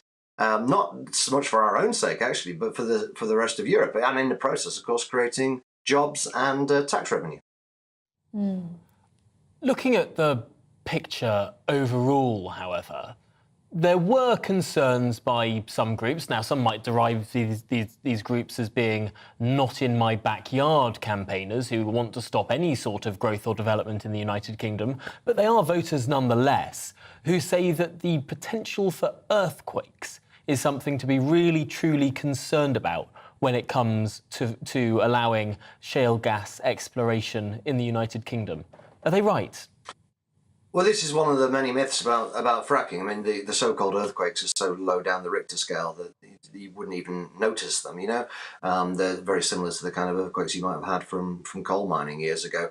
But you do touch on a point there, which is that politically this was pretty much impossible. If you look at public opinion on fracking, there's been such a concerted propaganda campaign against fracking, partially supported by the Russian government, it seems, in some cases, that people have really no understanding of what's going on. I've seen a lot of the arguments against fracking over the course of the last few days. They're not even coherent. You will hear people say that fracking's totally unviable in the UK. It's never going to happen, even if it were legal. And in the same breath, say that this is going to lead to, more fossil fuels being burnt, more gas being produced. The arguments themselves are not coherent. People's beliefs about fracking, about contamination in the water supply, and so on. These are essentially myths. If fracking were allowed, it would be done in a safe way. And indeed, I think the Liz Truss plan was for it to be done with the consent of the local neighbourhood. Now, that again may mean that it was never actually going to happen in practice, but I think there would have been some areas where we could be drilling for shale gas. But yeah, it's not going to happen. And it does underline, it's not just this area. It's so many areas of economic growth. It was always a big concern about Liz Truss's agenda is that she hadn't laid out the arguments for these things. And if you haven't got public support in a democracy, of course, you can't do things quite rightly. And so a lot of the things we need to do in this country to generate growth and to get ourselves out of the rut we're in are going to be unpopular, and they are opposed by various vested interest groups who are not always that honest about things, and so you do need to work with the public and lay the groundwork for these policies before you go in and try to do them almost unilaterally. On that point about arguments, I think, isn't that a key one? Because for many people, the arguments are quite strong. We're threatened with energy insecurity right now, with kind of destabilising powers across the world, weaponising energy. On top of that, it could potentially bring lots of high-skilled, high-paid jobs, industry. That's been a very key element of discussions over the last few years. Why has pro-fracking campaigners failed to win the argument, convince people, when many people would argue the arguments are quite clear and good? It's a good question. I mean, the case just hasn't been made well enough by supporters of fracking, or probably I would say by the industry. But yeah, you're quite right. If you can't legalise shale gas exploration during the biggest gas shortage and energy crisis in a generation, then what can you do? But you're showing some pictures there of the kind of groups that are arguing against it, and there's just more of them, and they're more vocal than the relatively small number of people who do support this. And also the benefits of fracking are so dispersed, and the number of people who feel angry about it are so concentrated that it's always a bit unbalanced. There are benefits from fracking. There will be jobs created, but there's also this NIMBYism. And it's exactly the same with house building. Everybody knows that house prices are too high. We need to build more houses, but people don't want them. Not in their area. People with existing mortgages do not want to see their house prices go down. So you do have these intractable problems, and it's things that think tanks like ours try and present the other case for. But it is an uphill struggle, I'm afraid. But it is the story of the market economy in every area since the dawn of time. I suppose that concentrated losses, dispersed gains argument goes back to everything starting with the Corn Laws, really, and the protectionist attitude to importing food. Of course, there are concentrated losses in some food producers, but many, many gains in those who actually eat the food. Why is it that on trade, that argument has seemed to be won? It was won, in the 1840s, 1850s, when the Corn Laws were repealed. And yet, on other areas, we have to make this argument again and again and again and again that just because you can't really obviously see the benefits immediately doesn't mean that those benefits aren't very real and won't make us so much richer in the medium to long term. Well, when it comes to free trade and tariffs, I'm not even sure you're right anymore. I think generally public opinion has gone against free trade. I think in some respect, it's always been against free trade. It's won the argument with politicians, the people who actually make decisions, fortunately, in most countries. And so you've got Africa now creating a whole free trade zone, which is fantastic. But if you look at the arguments both for and against Brexit, funnily enough, you will see people argue very strongly against, for example, the recent trade deal with New Zealand on Australia, based on the idea that this is going to disadvantage British farmers, whereas all the consumers who will benefit, only modestly, but they will benefit from slightly cheaper food or slightly more choice, they're far more numerous, but they don't have really the incentive to come together and march on Parliament and say we want 5p off our steaks and so on. So yeah, it's a perennial problem, and I'm afraid I don't really agree it's been one, even with things like free trade. Well, always the positive note to end on there, Christopher Snowdon. Thank you for your Panglossian attitude here to British politics and the general state and climate of opinion in this country. Great to have you on the show today. Let's hear from the Yimbys. I am a Yimby. Yes, in my backyard. Fracking brings high-skilled, high-paid jobs. The idea that it will drive down house prices, I think even that needs to be challenged, because you're going to be bringing in people with great skills, big industry that will bring lots of investment to poorer regions. And also, there's a climate argument to be made for it. People argue that, you can't possibly extract any natural gas here. Well, isn't it better to use our own gas here than to chug American gas that, by the way, has been fracked all the way across the Atlantic and then use it? What's better for the planet? Also, if we don't have the gas, we have to burn coal, which is the dirtiest sort of fuel there is. Coal and oil. Or import it than from other countries. Certainly. My gosh. I mean, it's that's the irritating thing. You were so right in that interview. The arguments are so clear and to many people so obvious, and yet the arguments against are relatively weak, in my opinion. Gosh. Hopefully we'll be revisiting this subject, I'm sure, very soon. But after the break, Russian President Vladimir Putin oversaw a simulated nuclear exercise. Is this just posturing, or is there a big threat of escalation in the war in Ukraine? Just after the break. Hello, I'm Aidan McGivern from the Met Office. Staying windy and damp in the north today, but drier and brighter in the south by the end of the afternoon. And wherever you are, it is going to be, once again, very mild. We've got these south to southwesterly winds pushing up all this warmth from the south, and weather front has brought some heavy rain in places as we've started the day, but that's clearing north. The heaviest rain by the afternoon pushing into the North Sea, but I think a lot of cloud remains, especially for Scotland, Northern Ireland and Northern England, where there will be further outbreaks of rain, mainly over the higher ground, and it stays windy, especially in the north and around western coasts. But some brightness appearing in the south, where temperatures will climb up to 20, 21, perhaps even 22 Celsius, and mid to high teens are expected even across the north, where we've got the cloud and those outbreaks of rain. Chance of a heavy shower or two later in the day across central and southeastern parts of the country, but elsewhere drier for a time before further heavy rain pushes in from the west. That rain will be particularly persistent for Northern Ireland, and it will turn windy with gales around western coasts, 50-mile-per-hour wind gusts for exposed parts of Cornwall, for example, and a wet start for the west with that rain pushing through.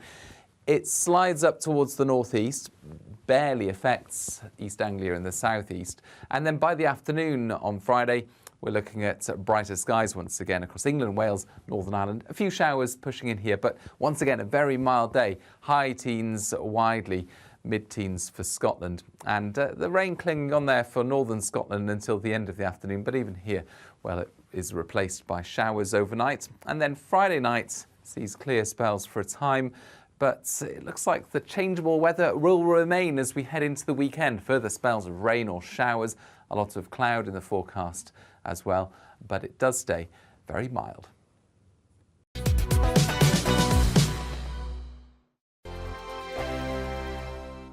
Every morning from 6 o'clock, we'll wake you up with GB News Breakfast with all the stories you didn't know from the night before. So whether it's serious news, entertainment, or your own views from all over our great nation, we're here to kick off your day with a smile. And the national media should be reflecting and reporting what's happening here. You will notice the northwestern accents. Whether you're with us on TV, radio, or online, every morning, it's breakfast from 6 a.m. Hope you can join us. I'm Dan Wootton. Join me Monday to Thursday from 9 to 11 for the feistiest and most fun news debate on TV, where free speech reigns. I'll bring you a sharp take on the day's biggest stories, bombshell newsmaker interviews, and A-list guests. And I guarantee you, no spin, no bias, no censorship, and no reason to go to bed. That's Dan Wootton tonight, Monday to Thursdays from 9 on GB News. Hello, I'm Simon Evans. Join me on GB News for Headliners at 11 p.m, where I'll be joined by two of the country's top comedians as we take a look at tomorrow's newspapers tonight. If it's a big story, we'll be covering it, I guarantee, but we'll also have some fun along the way. That's GB News Headliners at 11 p.m. We won't put you to sleep, unlike some of the other paper review shows out there. So join us, 11 p.m, 7 nights a week. Hello there, it's Eamon Holmes here from Breakfast on GB News. We're not just on your television and your screens, you know. We're on DAB plus digital radio, so you can listen to your favourite shows on the move. If you've not yet listened to GB News Radio, it's very simple. We're on your radio player and TuneIn apps, on your smart speaker, phone or tablet, or online at gbnews.uk. Take us with you wherever you go. GB News Radio. You never have to miss a moment of the People's Channel. Join me, Arlene Foster, for the briefing on GB News. Every Friday at 3 p.m, I'll give you all the latest political news and analysis, and we'll have robust live debate. To make sure that you're caught up on all of the biggest issues of the day, we'll bring on experts in their field. I'll ask the questions that you'd like to ask. We're not afraid to tackle discussions from all perspectives, including yours. Don't forget, the briefing with me, Arlene Foster, every Friday at 3 p.m. on GB News. Hello, I'm Alastair Stewart, and I'd invite you to join me at noon on Saturdays and Sundays for Alastair Stewart and Friends. I've been in this business for over 40 years. Now, here at GB News, I've never been happier. I get to choose the big stories that really interest me. We hear what you have to say, and you hear what I have to say. I really hope you can join me, noon on Saturdays and Sundays.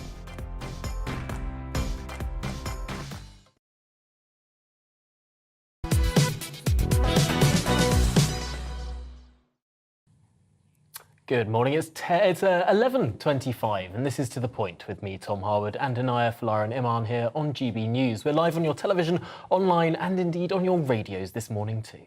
Now, Russian forces have reportedly struck the Kiev region once again overnight as Putin's regime also continues to bombard areas in the east of the country. Ukrainian forces also continue to advance in the south towards Kherson, where Russia has ordered civilians to evacuate.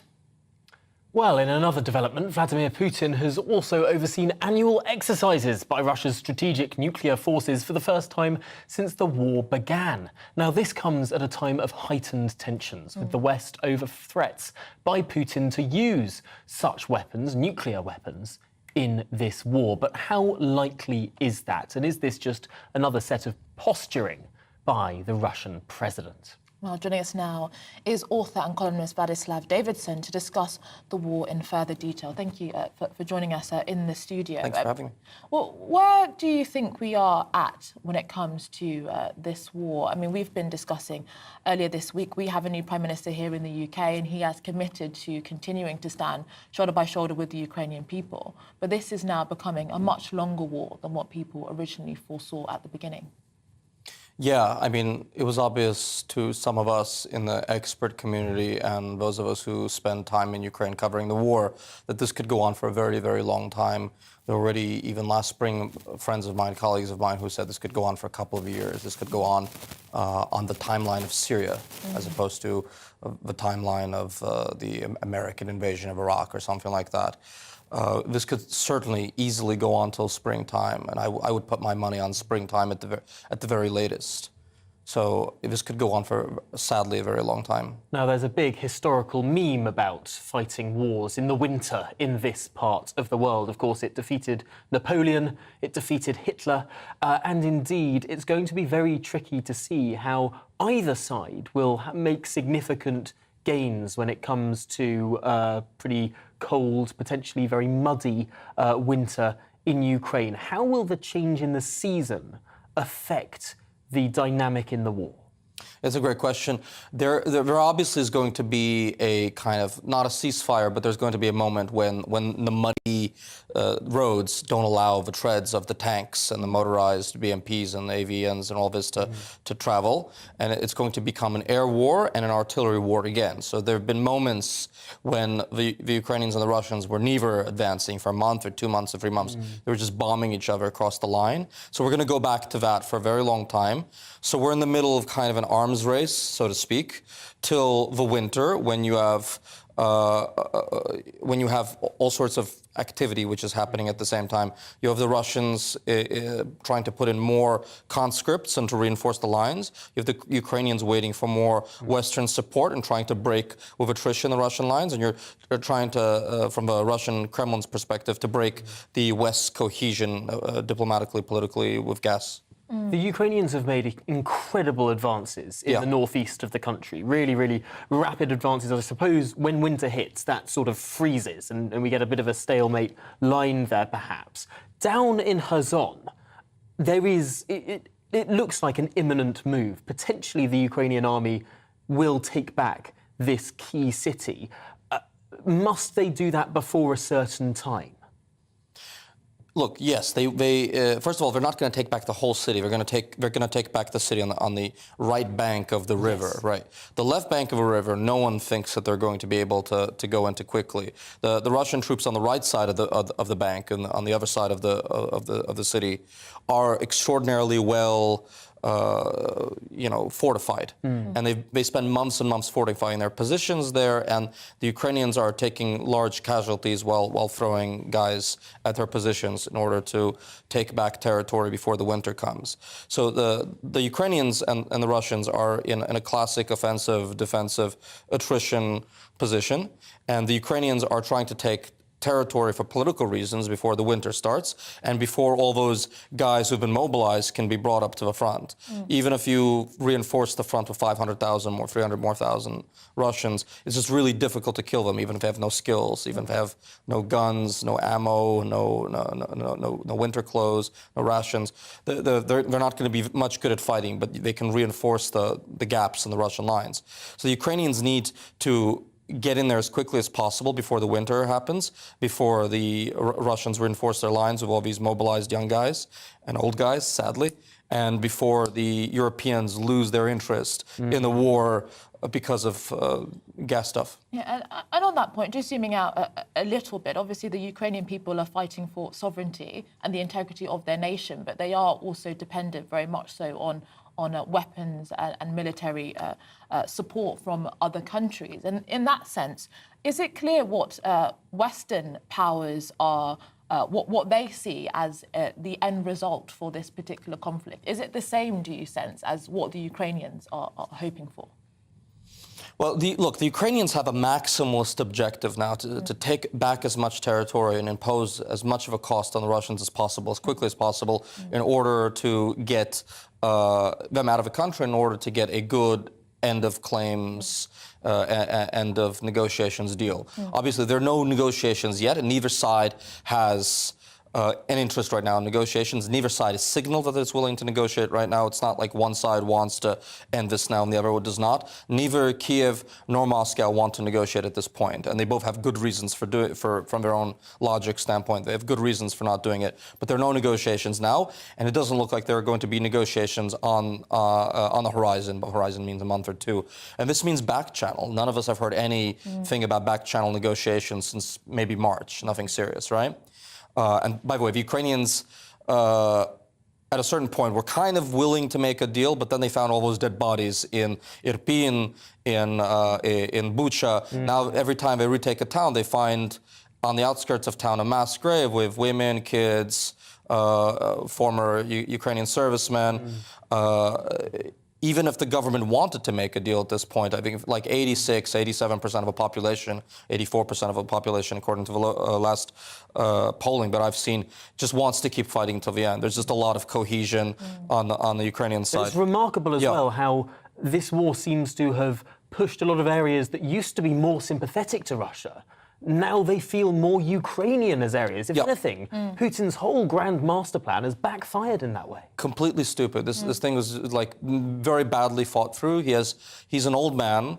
He lives in a bubble. He is Homo Sovieticus to the core. He's a person who grew up in the shadow of World War II, and in his old age, he's become more and more Soviet. This is the last generation of Soviet leaders who are running Russia. You literally have to be 70 years old to be a member of his cabinet. The average person in his cabinet is about 63, 64. And the average Ukrainian in Zelensky's cabinet is about 43, 44. So, you know, as much as this is a post-Soviet war, it's also a generational war between people within the Soviet Union, right? We all speak Russian. You know, you can't tell who's who by looking at someone or by hearing them talk. You Brits, I come here, you all know who everyone is. A Scot who knows who a Welsh person is, and an Englishman knows immediately who an Irish person is. And in Ireland, they know who's a Protestant or who's a Catholic. We don't know who anyone is. We're all mixed. We all look the same. We're all. It's a matter of mentality. Like, I can't look at you and know you're a Russian or Ukrainian, or you speak Russian at home, a Ukrainian at home, or you're Orthodox or Greco-Catholic. There's none of that. It's entirely a question of mentality, a question of identity, right? So fascinating. An ideological war as much as a territorial war. Absolutely. Well, Vladislav, thank you so much for coming in and talking us through that entire situation. Really, really fascinating discussion. Vladislav Davidson there, the author and indeed researcher. Really important and fascinating.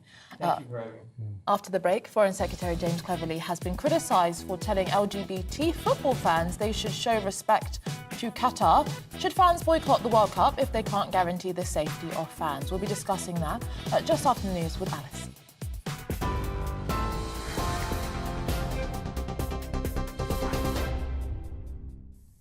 It's 11:34. I'm Alice Porter in the GB newsroom.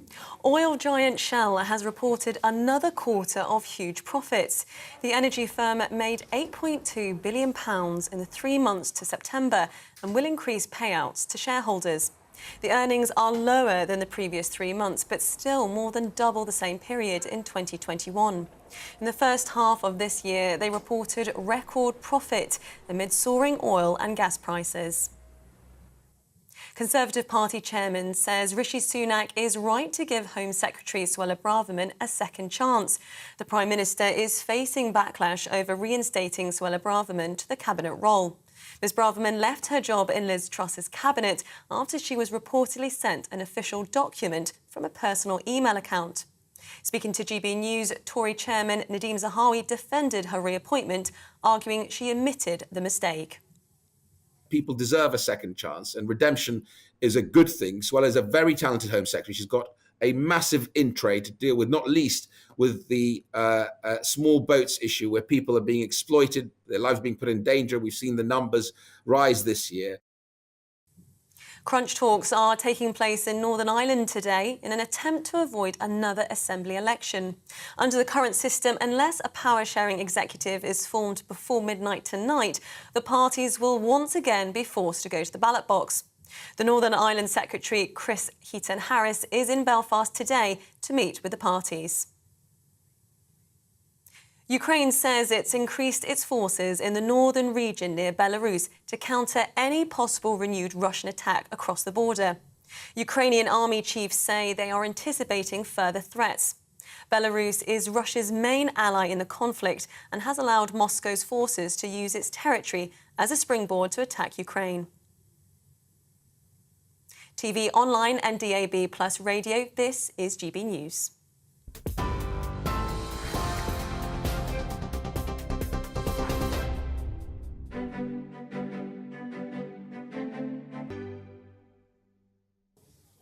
Here's a quick snapshot of today's markets. The pound will buy you $1.1567 and €1.1517 euros. The price of gold is £1,436 and £75 per ounce. And the FTSE 100's at 7,071 points.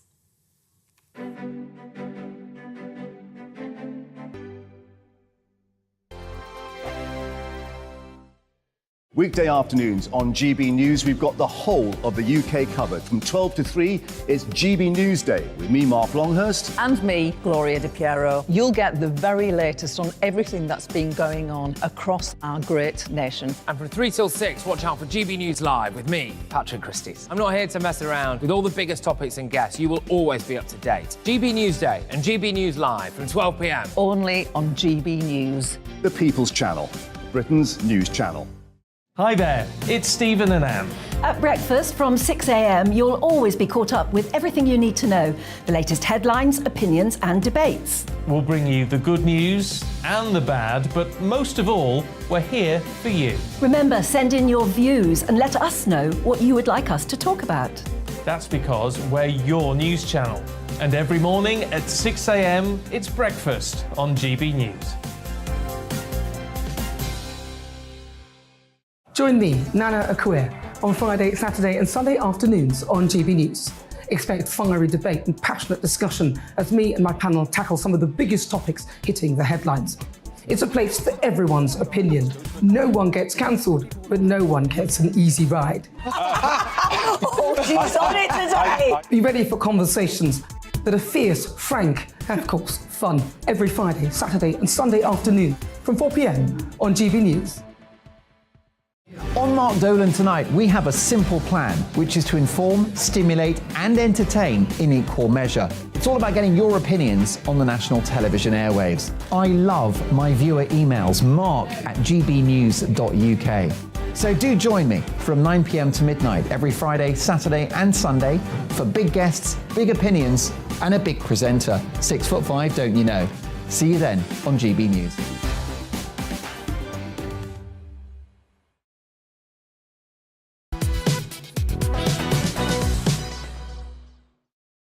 It's 11:39. This is To The Point on GB News with me, Anaya Falarin-Iman and Tom Harwood.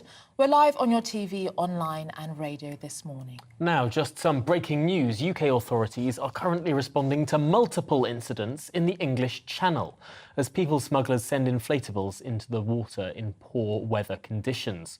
Well, our home and security editor, Mark White, joins us now with more. Mark, what's going on?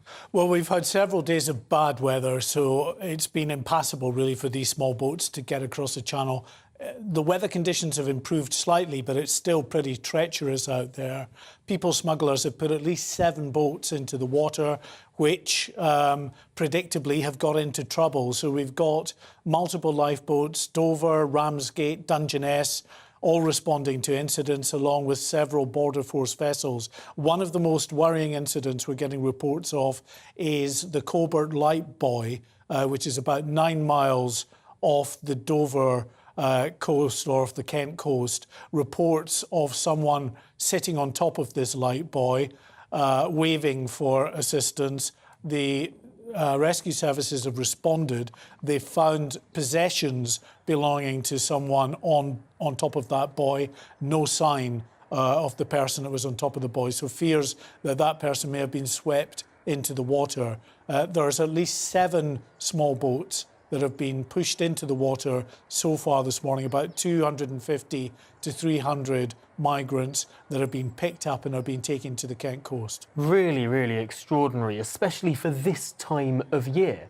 We're getting on for late autumn. It's feeling like winter is fast approaching. These are the normal scenes that we see in perhaps June, July and August, when the weather is warm, when the water is calm. Why now? Well, there is a big change in the risks that the people smugglers are willing to take. We noticed that about a year ago, when normally we would get the boats coming across in the calm weather of the summer months, then that would cease during the rougher weather over the winter months. Last year that changed. They were pushing boats into the water over the winter, and then of course you'll remember in November one boat sank with 27 people on board who drowned.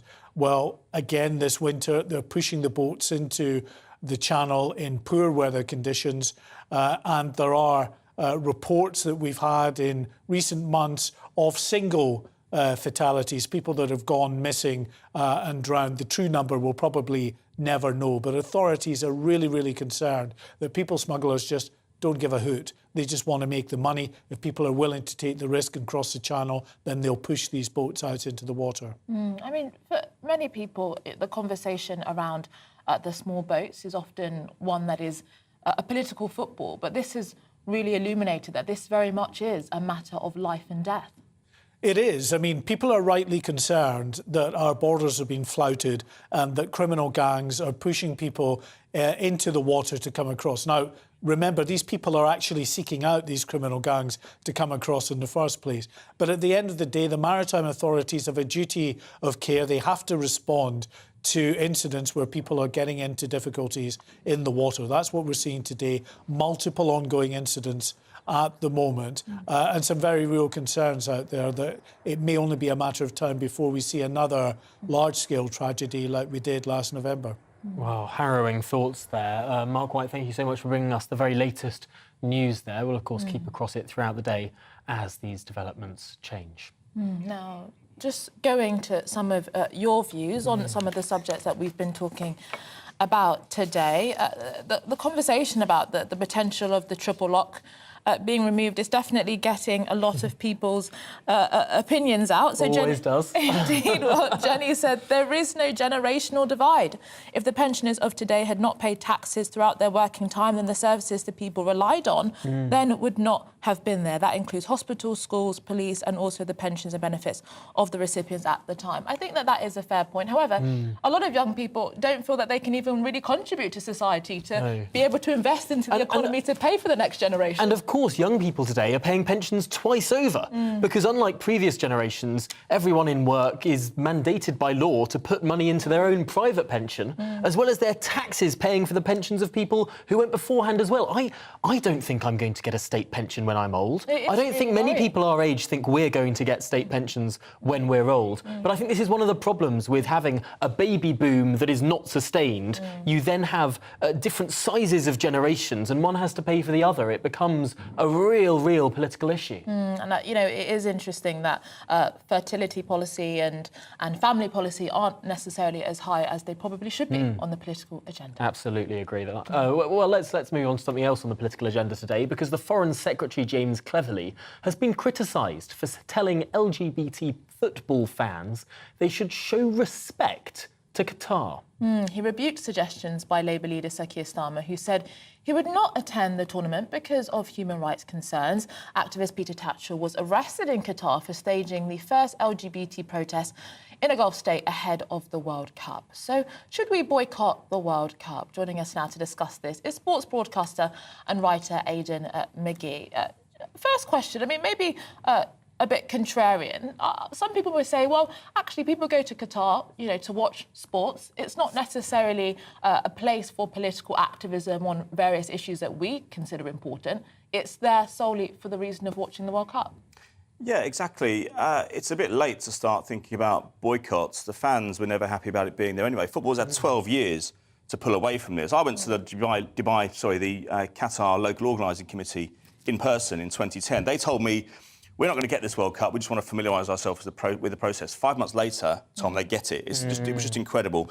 We found that the FIFA board were bribable. That's been proved since then. So we know why they got it. So it's not libelous at all to say that this was a corrupt process. Yeah, without doubt. I mean, that's why Sepp Blatter left his post as FIFA president in 2015. That was the line in the sand. That was the chance which FIFA had to pull the games away. In 1986, we rearranged the World Cup within 4 months. It was going to be in Colombia. We had to move it to Mexico because there was a flood and there was a volcanic eruption. You're telling me that 36 years later we can't do the same when we've got 7 years? It's just ridiculous. The wider point, though, is that the reason governments are not putting pressure on their national associations or FIFA to move this World Cup are manifold. You look at Germany, Deutsche Bahn, they've got a massive contract to build infrastructure projects in Qatar.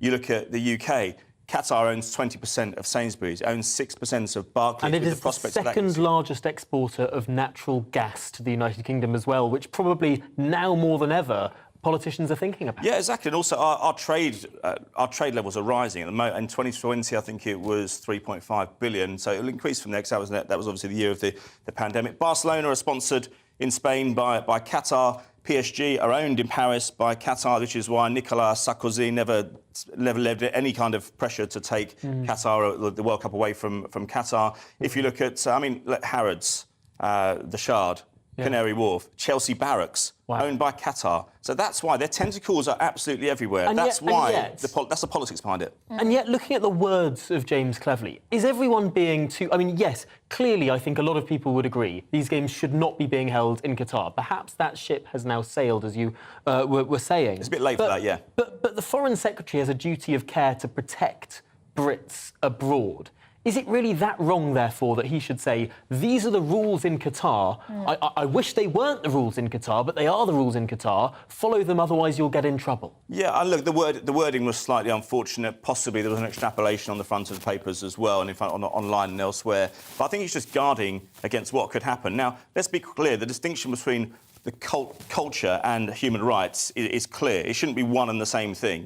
It should be perfectly safe as an environment for members of the LGBTQ plus community to go to Qatar and enjoy the World Cup. I don't think many will. I think you'd have to be really stupid to go there and enjoy the World Cup. I wouldn't go at all. In fact, we're having a World Cup in an area the size of Yorkshire in terms of square metres or square footage. There's 8 stadiums or 9 stadiums inside it. The infrastructure isn't really there. You're going to see, Tom, I'll tell you what you're going to see. You're going to see a handful of fans just pushing their luck a little bit, drinking a bit too much, misbehaving. That's what happens at previous tournaments, even though the behaviour of England fans particularly has improved over generations. However, you're going to see situations where I wouldn't be surprised if someone does something fairly innocuous and ends up with a 25-year prison sentence. God, well, that's going to be a really harrowing one to follow. But it's not, let's be clear, it's not the first time that a dubious regime has held a World Cup. We gave it to a military junta in Argentina in 1978. You can make an argument against USA in 94. Where to go next time? Well, gosh, well... It's true. Politics and sport not going away anytime soon, clearly. Certainly not. Aidan McGee, thank you so much for joining us here on GB News. Now, Ford, the car manufacturer, has announced the end of the UK's best-selling car, the Fiesta, by next June. Nearly 5 million Fiestas have been sold in the UK, according to data from the Society of Motor Manufacturers and Traders. The withdrawal of the popular vehicle comes as Ford makes changes to its portfolio to make space for more electric cars. Yes, Ford is set to only produce electric cars by 2030. Of course, all vehicles in the UK, rather than UKs in the vehicle, are expected to be made electric by 2035. Yes, but in a cost of living crisis, where Fiestas are seen as one of the most affordable cars to buy, should we be pushing for electric vehicles? Joining us now is Amanda Stretton, race car driver and motoring journalist. Thank you for joining us. I guess maybe they're caught between a rock and a hard place. Some people are pressurising them to move towards greener, cleaner vehicles with electric. But then, on top of that, that is also their most popular car. So some people may say, actually, maybe they're making a choice to put the society before their profits. Well, they are, but one has to remember that they are, at the end of the day, a business and they have to make money. And with the legislation going the way it is, forcing consumers into electric vehicles, as you say, by 2030, we don't have the choice. So cars that are traditionally built on an internal combustion engine platform are therefore going to become obsolete whether we like it or not. And in order to really heavily invest in the future of their electric powertrains, Ford have got to make these very difficult decisions. And it's clear by the outpouring of emotion, the Fiesta holds a very big part in a lot of people's minds. To me, it seems like 2030 is quite a long way away. 2035 even longer. Is it not too soon to be making these decisions? Or what are these car manufacturers thinking? I would have thought that they would stop the production of these sorts of cars a little bit later down the line. Well, traditionally, a car manufacturer, a legacy manufacturer like Ford, it would take around 7 years from sort of original design through to actually those cars appearing on the forecourt. And that's what we're looking at now. What we're seeing, I mean, with the sort of disruptors to the market, like Tesla, that period has been reduced dramatically. And there's all sorts of issues associated with that as well. What we're also seeing is this shift. People don't know what to buy. You know, when you look at any of the stats recently over the last few years since these announcements have come out, it's always around about a third of people want to move to electric vehicles, but don't because of reasons of cost and where they can actually charge them. So I think manufacturers have got to start leading the way. They have to start putting the resources that they've got available to them. And it's important to remember that the Fiesta is no longer the UK's best-selling car. I mean, it has been dropping down the ranks over the last few years as well. And I think there are other reasons to do with COVID and societal changes which would explain that. And it's just important then that the money that is actually in the car market, in those manufacturers, is actually put to best use. You know, the Mach-E has been hugely successful for Ford, and they're just planning on building on that legacy now as they move forwards. Really, really fascinating that you mentioned that 7-year process, because that does really take us up to 2030. To 2030. Yeah. We've only got 30 seconds left, Amanda Stretton, but just finally, would you expect that other car manufacturers will be following in this course fairly quickly? Absolutely. It's not efficient to put a battery and electric powertrain into an existing car. It's much more efficient to actually build a new car from the ground up. That's because of where the battery has to go and where the powertrain has to go. So yes, I think all manufacturers are going to be making these calls in the near future, and I think Ford is just the first. Wow, 2030 sounds like a long time away, but it turns out that all these decisions are made now. Really quite remarkable. Amanda Stretton, thank you so much for joining us here on GB News. Appreciate your time this morning. Thanks. With just over a week to go before Remembrance Sunday, the Royal British Legion is launching its 2022 Poppy Appeal.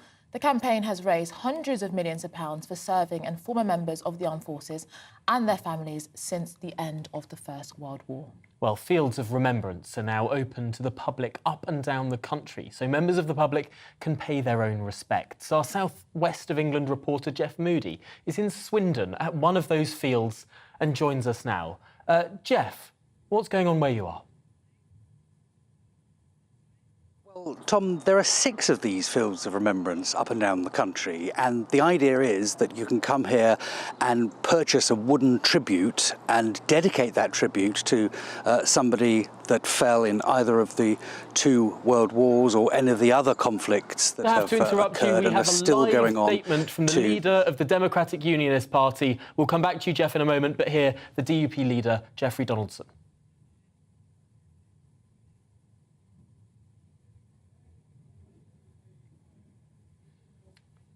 Jeffrey Donaldson is making a live statement now where we're expecting the DUP leader to make some seismic announcement about whether or not there indeed will be a government formed in Northern Ireland or elections in December. DUP leader Jeffrey Donaldson. Action is taken on the protocol to remove the barriers to trade within our own country and to restore our place within the United Kingdom internal market. That remains our position, and so today we will not be supporting the nomination of ministers to the executive. Questions? What do you say to those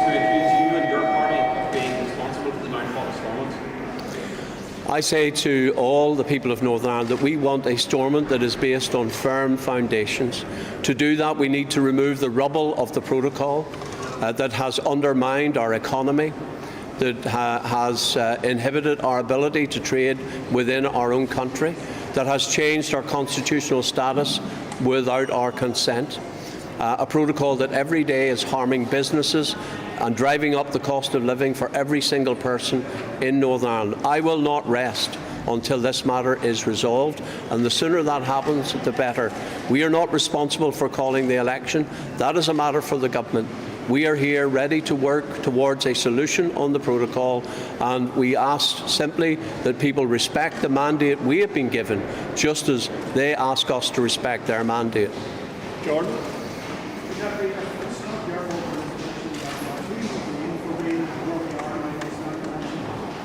Well, we have waited for months and months and months for progress on the protocol. And we've had months since the May election, and no progress has been made in negotiations with the European Union.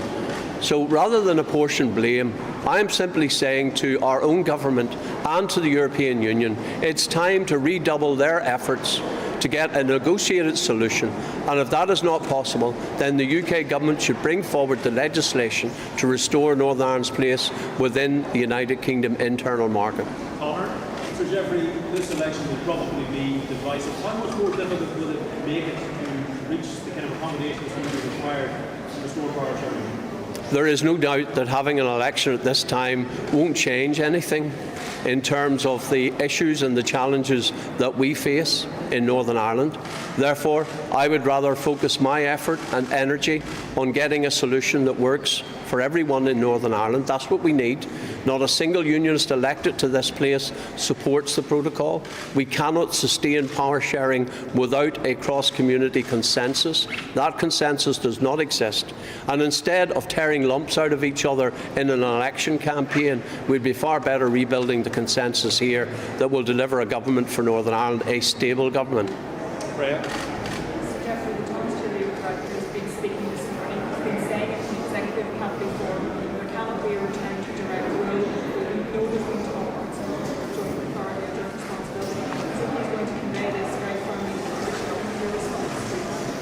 Well, I think the Irish government needs to hear this loud and clear.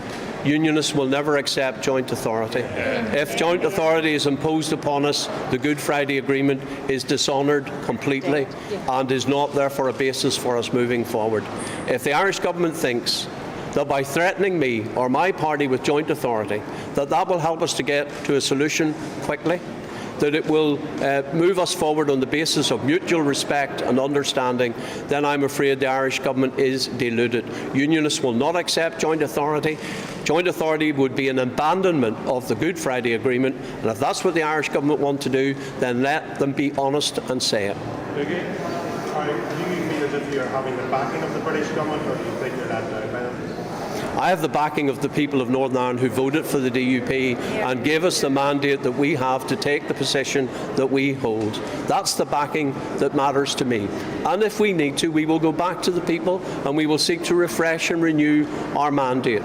I look to the government and I say to the government in all candour and in all sincerity, the time for talking is over. The Prime Minister on his first day in office said this: I want to unite this nation, not just with words, but by actions. And what we are looking for now is the action to resolve the problems with the protocol and to restore Northern Ireland's place within the United Kingdom. Sir Jeffrey, are non-DUP electoral mandates equal to the DUP mandates? And can you identify a key area where not having a fully functioning executive or assembly in place is damaging to the Northern Ireland public? Just remain. Sir Jeffrey, you say you are not afraid of taking your case to the people. Will you be standing in that election? Well, our party officers are meeting to discuss arrangements for the selection of our candidates, and we will take those decisions collectively. I respect the mandate of all other political parties. I respect the mandate of every single MLA elected to this Assembly. I do not agree with those including the Alliance Party, who now advocate majority rule in Northern Ireland, who have abandoned the principle of consensus as a way to order our lives and to work and operate our democracy in a divided society. I believe consensus is the way forward, and I believe that unionists are in a position now where they feel they are being treated as second-class citizens. They're not being listened to. Other parties are ignoring the concerns of unionists, and that is not the way forward in Northern Ireland. I need and do understand the concerns of other parties and want to work with them to build that consensus again in Northern Ireland. So I respect the mandates of others, and all that we ask as a party is that they respect our mandate too. Okay, thank you. Thank you. Thank you.